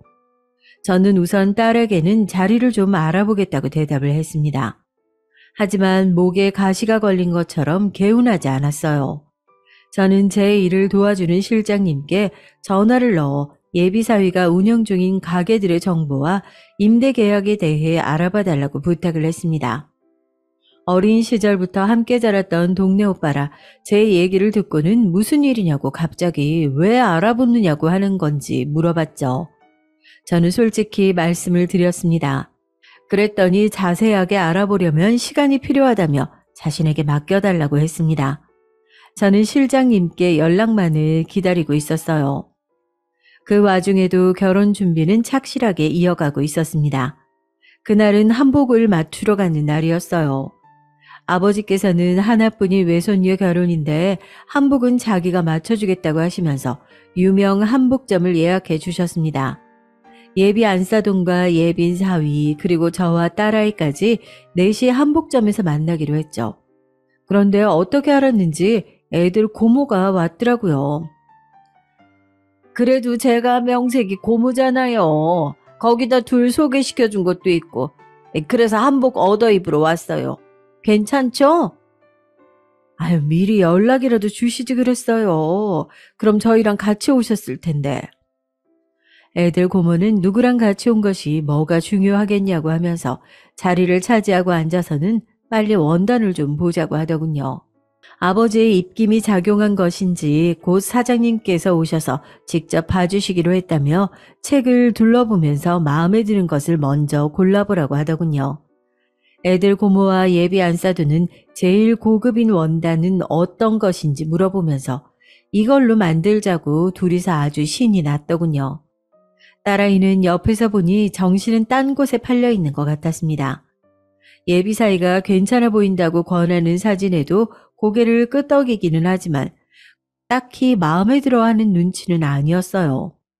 저는 그런 딸아이의 등을 쓰다듬어 주면서 외할아버지가 해주시는 한복인데 예쁜 것으로 골라보라고 말했습니다. 엄마, 괜찮으세요? 고모가... 저는 딸아이의 말을 자르며 다른 것은 신경 쓰지 말라고 단호하게 말했습니다. 저는 사장님을 기다리며 많이들 한다는 한복 사진을 넘겨다 보고 있었습니다. 그때 실장님께 카톡이 왔어요. 부탁받은 일이라고 하면서 파일로 왔더군요. 실장님은 이상한 점이 있다고 말하며 꼼꼼하게 보고 결정을 내리라고 말했습니다. 막 파일을 확인하려는데 사장님이 들어오셨어요. 손에는 처음 보는 색상의 원단이 들려 있었습니다. 안녕하세요. 아유, 제가 좀 늦었죠. 원단을 구하러 다녀오느라고요. 회장님께서 외손녀를 최고로 예쁘게 만들어 달라고 신신당부를 하셔서 제가 특별히 원단을 따로 알아봤습니다. 원단을 내려놓고 사장님이 제게 손을 내밀기에 가볍게 악수를 나눴죠. 그런데 옆 테이블에 있던 예비 안사돈의 행동이 좀 이상했습니다. 방금까지 애들 고모와 신나게 얘기를 하던 사람은 어디 가고 입을 꾹 다물고 있기만 하더군요. 예비 사위도 마찬가지였습니다. 좀처럼 고개를 들지 못하고 자꾸 책으로 얼굴을 가리고 있었어요.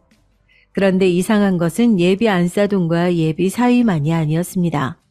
저와 웃으면서 인사를 나누던 사장님의 얼굴이 삽시간에 일그러지더니 주먹을 불끈 쥐고 부르르 떨더라고요. 저와 딸아이는 심상치 않은 분위기에 이게 무슨 일인가 싶어 서로를 바라봤지만 소용이 없었습니다. 애들 고모도 눈치를 보더니 슬쩍 몸을 뒤로 빼더라고요. 뻔뻔스럽기도 해라. 내 딸 인생을 그렇게 망쳤으면서 결혼을 한다고? 내 가게에 나타나? 감히? 어디로 꽁꽁 숨었나 했더니만 숨어서 이런 짓을 저지르고 있었네.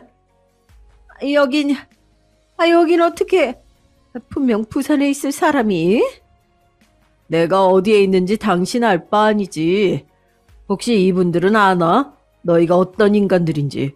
너희 모자의 추악한 모습을 어디까지 알고 계시느냐는 말이야. 사장님의 말에 화들짝 놀란 예비 안사도는 나가서 얘기를 하자며 사장님의 팔을 잡으려 했습니다. 하지만 화난 사장님은 그런 예비 안사돈을 피하고는 오히려 그녀를 밀어버리더군요. 예비 사위가 놀라며 자신의 어머니를 부축하러 움직이자 사장님은 그제야 그의 모습을 눈치챘는지 방금보다는 더 큰 소리로 소리를 질렀습니다. 너 이 새끼 감히 내 딸 인생을 그렇게 시궁창으로 만들고는 감쪽같이 사라져? 인간도 아니야 너 같은 새끼는. 사장님은 예비사위의 뺨을 세게 내려쳤습니다. 정말 엄청난 소리가 방에 울렸죠. 그리고 제 쪽으로 몸을 돌려서는 결혼은 절대 안 된다고 하더라고요. 이 사람들 인간도 아닙니다. 절대 이 결혼시키면 안 돼요. 이 새끼 고등학교 때 같은 반 여학생을 임신시켜서 자식 낳은 건 알고 계셨어요? 아마 이 집 조카로 되어 있을 거예요. 임신한 여자아이는 아이만 두고 사라져서 결국 이 집에서 키우기로 했다는데 자기 아들 인생 망친다고 조카로 호적에 올렸거든요. 이런 얘기 당연히 모르셨죠? 저는 정말이지 너무나도 충격적인 얘기에 머릿속이 잠시 멍해졌습니다. 딸아이도 처음 듣는지 손을 떨고 있더군요. 저도 너무 놀라 할 말이 없었지만 우선 딸아이의 손을 잡고는 심호흡을 했어요. 예비 안사돈이 갑자기 벌떡 몸을 일으키더니 사장님 입을 막으며 외쳤습니다. 그건 제가 한 일이에요. 철민이는 자식으로 입적시키겠다고 했는데 제가 극구 말렸어요. 사돈, 어렸잖아요. 아직 책임감이 뭔지 모를 때의 일입니다. 사돈도 엄마니까 제 맘 이해하시잖아요. 자식 잘못되길 바라는 사람이 어디 있겠습니까? 제 맘 아시겠죠? 당연히 저는 그런 마음을 이해할 수 없었습니다. 고등학생인데 책임감이 뭔지 모를 때라니 너무 어처구니가 없었죠. 이거 놔. 어디서 더럽게 내 몸에 손을 대? 그럼 내 딸한테 할 리는 아직도 저 새끼는 책임감이 뭔지 모른다니? 그래서 그랬어. 결혼하자고 약속까지 했다며. 그래서 임신까지 시켰으면서 뭐? 아이를 지워? 결혼은 급이에 맞아야 하는데 착각을 해? 오해세요. 저희는 그런 이유로 헤어진 게 아니에요. 그럼 무슨 이유로 헤어졌는데? 무슨 이유가 있었기에 자기애라는 증거가 어디 있냐고 그랬어. 야, 너 입이 있으면 네가 말해봐라. 무슨 생각으로 우리 딸한테 남자가 너 말고도 또 있었던 거 아니냐고 했는데. 예비 사위의 얼굴은 불다 못해 칙칙할 정도로 검게 변한 상태로 사장님의 눈을 보지 못했습니다. 예비 안사두는 다 모함이라고 하면서 어떻게든 사장님의 입을 막으려고 했지만 오히려 바닥에 내팽겨지기만 했죠. 저는 이런 미친 상황에 딸아이가 있다는 사실이 소름 돋을 정도로 싫었습니다. 왜 말을 못해? 그럼 뭐가 이유라서 헤어졌냐고? 네 입으로 그랬다며. 애초 결혼할 생각 없이 만났다고. 잠깐 놀려고 만났는데 우리 딸이 진지해져서 재미가 없다고. 네가 말했잖아. 아니야? 우리 애는 네 그 말 때문에 충격받고 약을 먹었어. 죽으려고 했다고. 겨우 늦지 않게 발견해서 살았지만 뱃속에 아이까지 잃고 지금 어떤 상태인데 네가 알기는 해? 우리 애를 그렇게 망쳐놓고 네가 지금 결혼을 한다고 내 가게에 나타나? 그 일이 있었던 때가 언젠가요? 저는 떨리는 목소리로 사장님께 물었습니다. 손에 자꾸 땀이 차더군요. 딸아이는 너무 놀란 나머지 앉아있는 것도 힘들어 보였습니다. 사장님께서는 예비사위와 자신의 딸이 만났던 시점은 3년 전이지만 이런 일이 있었던 것은 1년이 되지 않았다고 했죠. 시기를 대충 들어보니 딸아이의 연락을 무시하고 잠수탄 일정과 비슷하더라고요. 예비사위가 아팠던 것이 아니라 자신의 아이를 가졌다고 하는 여자에게 행패를 부리고 있던 시간이었던 것이었죠. 딸아이는 벌떡 일어나 예비사위에게 다가가 뺨을 때리는 듯 손을 들어 올렸습니다. 하지만 마음이 약한 딸아이는 어떻게 하지도 못하고 그대로 멈춰 서서 부들부들 떨기만 했죠. 예비 안사두는 감히 누구에게 손찌검을 하려는 것이냐며 그런 제 딸을 밀었습니다. 제가 이성이 끊어진 것은 바로 이 시점이었어요. 두 손 싹싹 빌어도 시원치 않을 판국에 제 딸에게 손을 대다니요. 저는 바로 예비 안사돈의 머리채를 휘어잡고는 딸아이가 날리지 못했던 뺨을 시원하게 날렸습니다. 예비 안사돈이 아프다고 소리를 고래고래 질렀지만 저는 눈 하나 깜짝하지 않았어요. 거짓말만 늘어놓고 우리를 속였으면서 어디서 내 딸한테 손을 대? 인간 같지 않은 것들이 어떻게 사람의 탈을 쓰고 그런 짓을 저지를 수가 있어? 사장님의 딸에게도 내 딸에게도 내가 너희들 가만히 둘 것 같아? 각오해. 내가 무슨 수를 써서라도 너희 모자 가만히 두지 않을 테니까. 아우, 이거 놓고 말해. 막말로 우리가 너희한테 뭘 했는데. 임신을 시키기라도 했어? 결혼 준비하던 사이인데 네가 뭘 당했다고 그래? 아, 이거 안 놔? 혼외 자식 얘기는 물론 처음부터 다 거짓인데 우리한테 아무것도 잘못한 게 없어? 아직 정신 못 차렸지? 뻔뻔하게 눈을 치켜뜨면서 소리를 지르는 예비 안사돈의 모습에 뺨이라도 한 대 더 때리려고 손을 들었더니 급하게 사장님께서 막으셨습니다.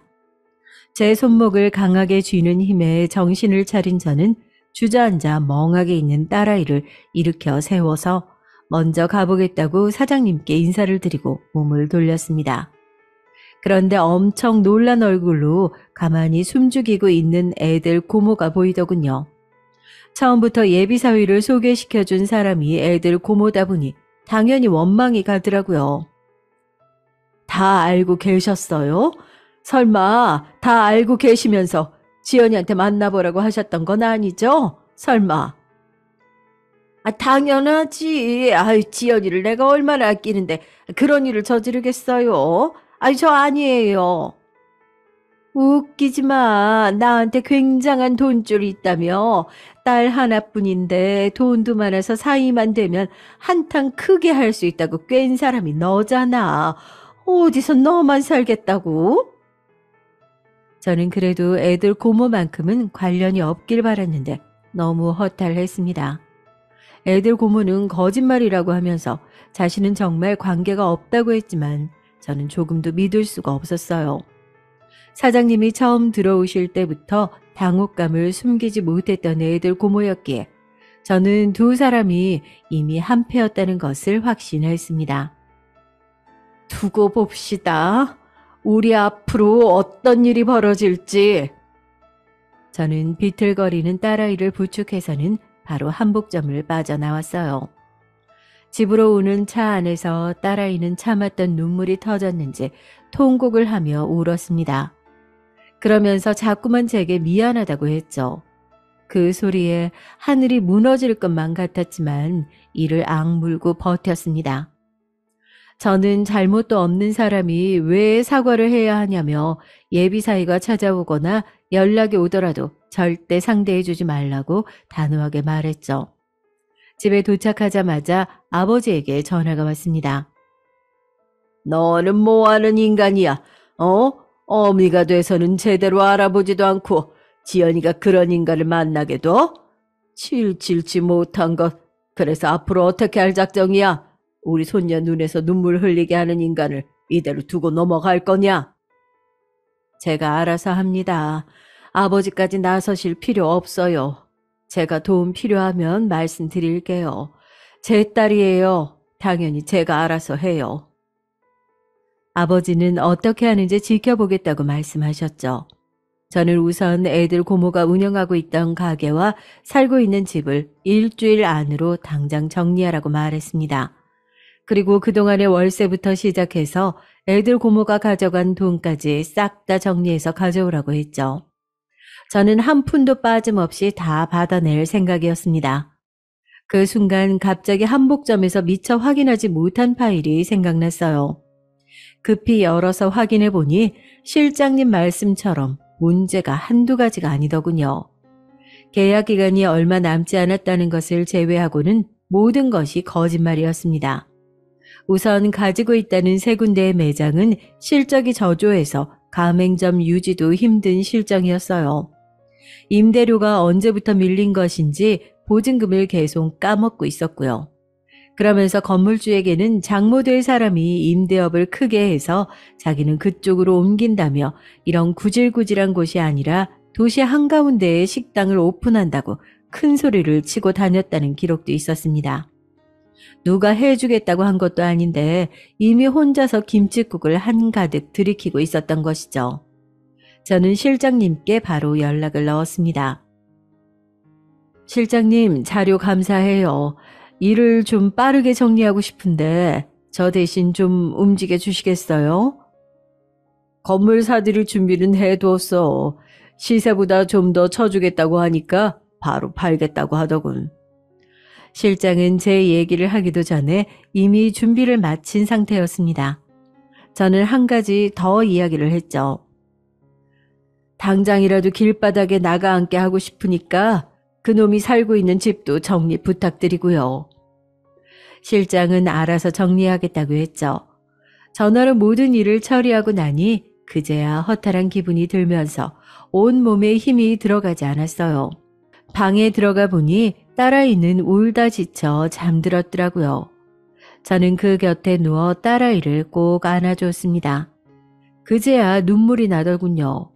저는 울음을 참으면서 제발 더 이상은 딸아이가 아프지 않게 해달라고 했습니다. 딸아이는 다음날 학교에 가서 연가를 내고 돌아왔어요. 다행히 방학 중이라 크게 무리는 없었죠. 저는 딸아이에게 잠시만 한국을 떠나 영국에서 살고 있는 작은 오빠네 집에 가 있으라고 했어요. 큰 오빠는 아버지와 사업을 하는 중이지만 작은 오빠는 영국에서 아이들을 가르치고 있었거든요. 예전부터 작은 오빠가 딸아이를 보고 싶어 했기에 권했습니다. 딸아이는 저만 두고 가는 것에 대해 망설이고 있었지만 저는 하루라도 빨리 딸아이를 보내고 싶었어요. 분명 한동안은 주변이 시끄러울 텐데 굳이 그런 모습까지 딸아이가 보게 만들고 싶진 않았죠. 아니나 다를까 딸아이가 출발한 지 하루도 채 지나지 않아 애들 고모가 집으로 찾아왔습니다. 화가 잔뜩 난 얼굴이었어요. 어떻게 저한테 이럴 수가 있어요? 집이며 가게며 저한테는 한마디 상의도 없이 다 정리하시면 어떻게 살라는 말이에요? 그동안은 그이 생각해서 제가 참았어요. 그이가 워낙 애틋하게 여긴 여동생이니까. 그런데 지연이한테 어떻게 하셨어요? 애들 고모라는 사람이 쓰레기 축에도 들지 못할 인간을 소개시켜 주셨는데 제가 이 정도도 못할 것 같아요? 그건 오해라니까요. 저 정말 아니에요. 그년이 괜히 지가 불리해지니까 저한테 몰고 가려는 모양인데 저는 아니에요. 제가 조카한테 어떻게 그렇게 해요? 오빠가 얼마나 저한테 잘해주셨는데. 그러니까요. 제 말이요. 그 일을 생각해서라도 그런 짓을 해서는 안 되는데 말이죠. 왜 그러셨는지 궁금하네요. 하여튼 빨리 정리해 주세요. 어차피 다른 사람들 다 시켰으니까 그냥 집만 챙겨서 나가시면 됩니다. 저는 애들 고모가 눈물까지 찍어내며 너무하다고 했지만 냉정하게 대답했어요.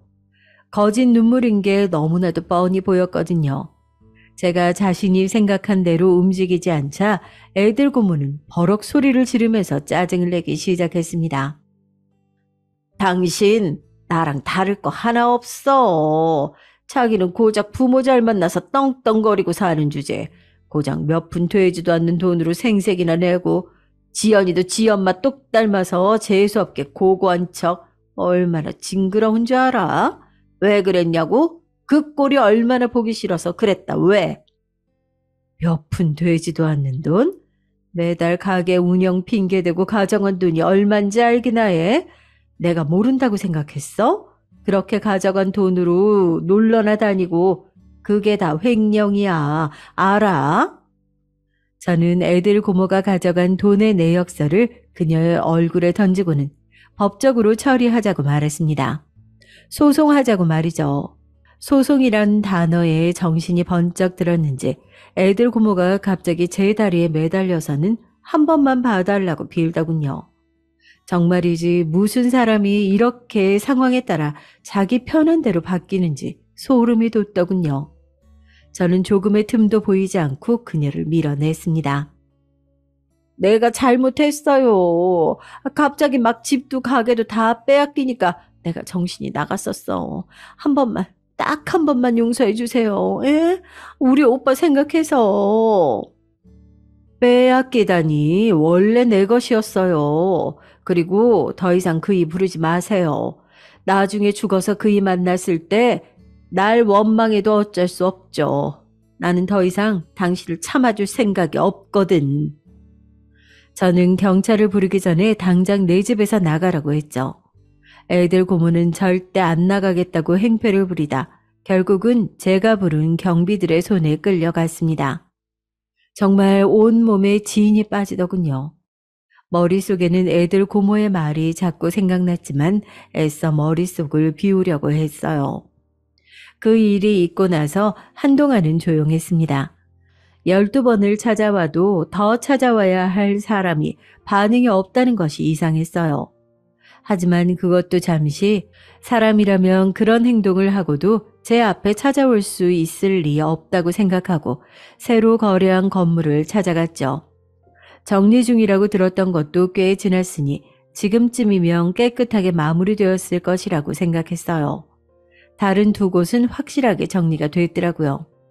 자리가 나쁜 편이 아니라서 그런지 임대를 내놓기 무섭게 들어오겠다는 사람이 있더라고요. 나간 김에 그 부분도 정리를 하고 가장 큰 건물로 향했습니다. 예비사위에 보쌈집이 있던 곳이었죠. 하지만 그곳은 아직 정리가 덜 되었더라고요. 이게 무슨 일인가 싶어 가까이 다가가자 다른 가게 사장님으로 보이는 사람이 제게 다가와 물었습니다. 혹시 건물주 되세요? 저번에 한번 만나뵀던 것 같은데. 맞습니다. 이게 다 무슨 일이죠? 여기는 왜 이런 상태고요? 다들 왜 밖에 나와 계세요? 진짜 해도 너무해서 이렇게 다 따지는 중이에요. 지금 며칠째 가게 문을 닫고 들어서서는 열어주지도 않는데 안에서 무슨 짓을 하는지 역한 냄새가 아주 코를 찌른다고요. 손님들이 이게 다 무슨 냄새냐고 할 정도예요. 진짜 아무리 불러도 나오지도 않고 전화도 안 되고 미치겠습니다 아주. 가게 주인의 말처럼 역한 냄새가 가게에서 나고 있는 것 같았습니다. 다른 가게의 사장님의 말씀으로는 안에서 먹고 자고를 하는 것 같은데 쓰레기 처리도 제대로 하지 않는 것 같다고 하셨죠.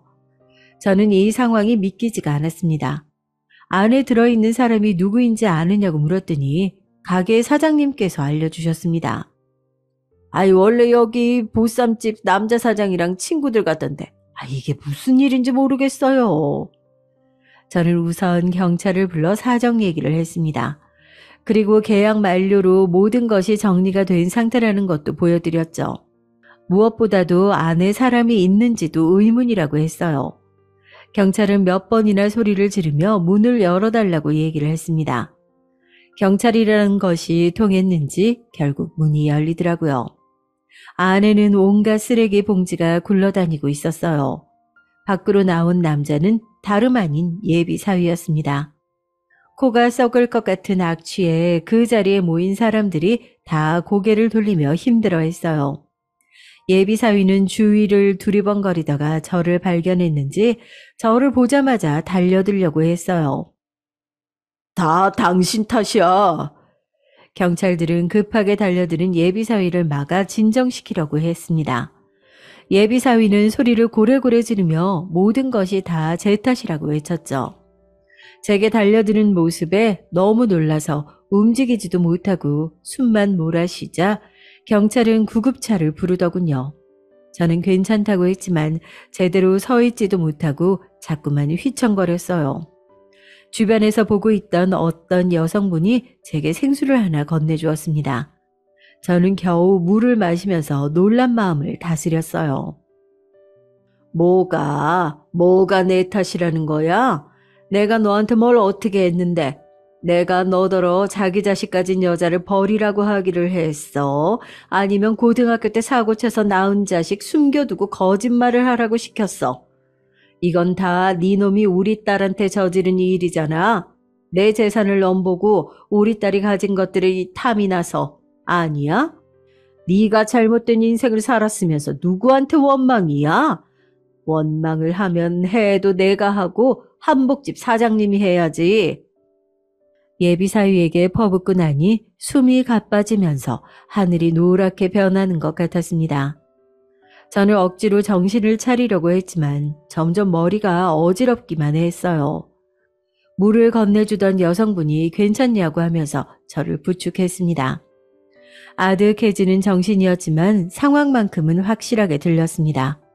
주변에서 듣고 있던 사람들이 예비사위에게 손가락질을 하며 수군거리더군요. 그 중에서 꽤 큰 소리도 있었습니다. 어떻게 인간이 그럴 수 있냐고 욕하는 사람들도 있었죠. 그런 분위기가 점점 심해지자 방금까지 욕을 퍼부어가며 저를 원망하던 예비사위는 지레 겁을 먹었는지 아무 말도 하지 못했어요. 저는 다행히도 때마침 도착한 구급차에서 임시 치료를 받고 정신을 차릴 수 있었습니다. 나중에 병원을 다시 찾아 처방을 받기로 했죠.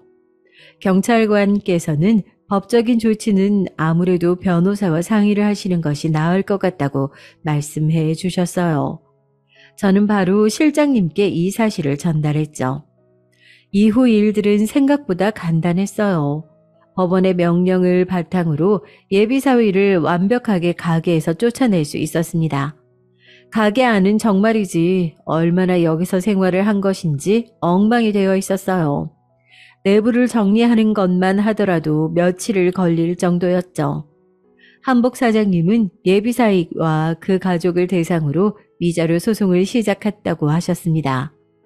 저는 모든 사실을 말씀해 주신 사장님께 고마움의 표시를 하고 싶었지만 끝까지 사양하시더라고요. 제가 한 행동으로 예비사위와 그 가족들이 길바닥에 나앉게 생겼다는 사실만으로도 자기에게는 충분하다고 말이죠. 저는 소송을 원활하게 진행되길 바라는 마음으로 좋은 변호사님도 소개시켜 드렸습니다. 딸아이가 다시 한국으로 돌아왔을 때는 법적으로 모든 것이 정리된 후였어요. 더 이상 그 집 식구들은 물론 애들 고모하고도 엮인 일이 없었죠. 딸아이는 갈 때보다 훨씬 개운한 얼굴이었어요. 외삼촌 덕분에 영국과 한국의 교육관 차이나 분위기를 충분히 볼 수 있었다고 말하면서 눈을 빛내는데 마음 정리에 도움이 된 것 같아 안도감이 들었습니다. 딸아이는 돌아오고 나서도 예비사위에 대해 전혀 물어보지 않았어요. 분명 궁금한 것이 있을 텐데도 말이죠. 저 역시 딸아이가 물어보기 전까지는 한마디도 하지 않았습니다. 얼마 뒤 딸아이와 와인을 마시는데 지나가는 말로 툭 묻더군요. 앞으로 내가 그 사람을 다시 만나는 일이 있을까요? 저는 단호하게 우연하게 마주치더라도 모르는 사람처럼 지나가면 된다고 말했습니다. 우리에게 예비사위와 그 가족들은 그런 존재라고 말이죠. 딸아이는 알겠다고 고개를 끄덕이고는 두 번 다시 제게 묻지 않았어요. 그 일이 있었던 것도 꽤 많은 시간이 흘렀네요. 생각해보면 언제 시간이 이렇게 빨리 흘러갔나 싶을 정도입니다. 사실 저희 딸은 다음 주에 결혼을 해요. 같은 학교에 다니는 선생님과 말이죠. 드디어 웨딩드레스를 입은 딸아이의 모습을 볼 수 있다고 생각하니까 잠이 오지 않아서 딸아이의 방을 기웃거리게 됩니다. 딸아이는 메리지 블루를 왜 엄마가 겪고 있냐면서 핀잔이지만 어쩔 수 없죠. 과거 그 일이 있고 나서부터 줄곧 남자를 경계하던 딸아이라서 결혼을 한다고 하니 기분이 더 복잡하더라고요. 결혼하신 분들은 다들 공감하시겠지만 결혼 생활의 모든 순간들이 행복하고 즐거울 수는 없잖아요. 그래도 나쁜 기억들보다는 좋은 추억이 더 많이 쌓일 수만 있다면 충분히 행복한 생활을 할 수 있지 않을까 싶네요. 제 얘기 들어주신 여러분의 가정에도 좋은 일들이 더 많이 생기길 바랍니다. 감사합니다.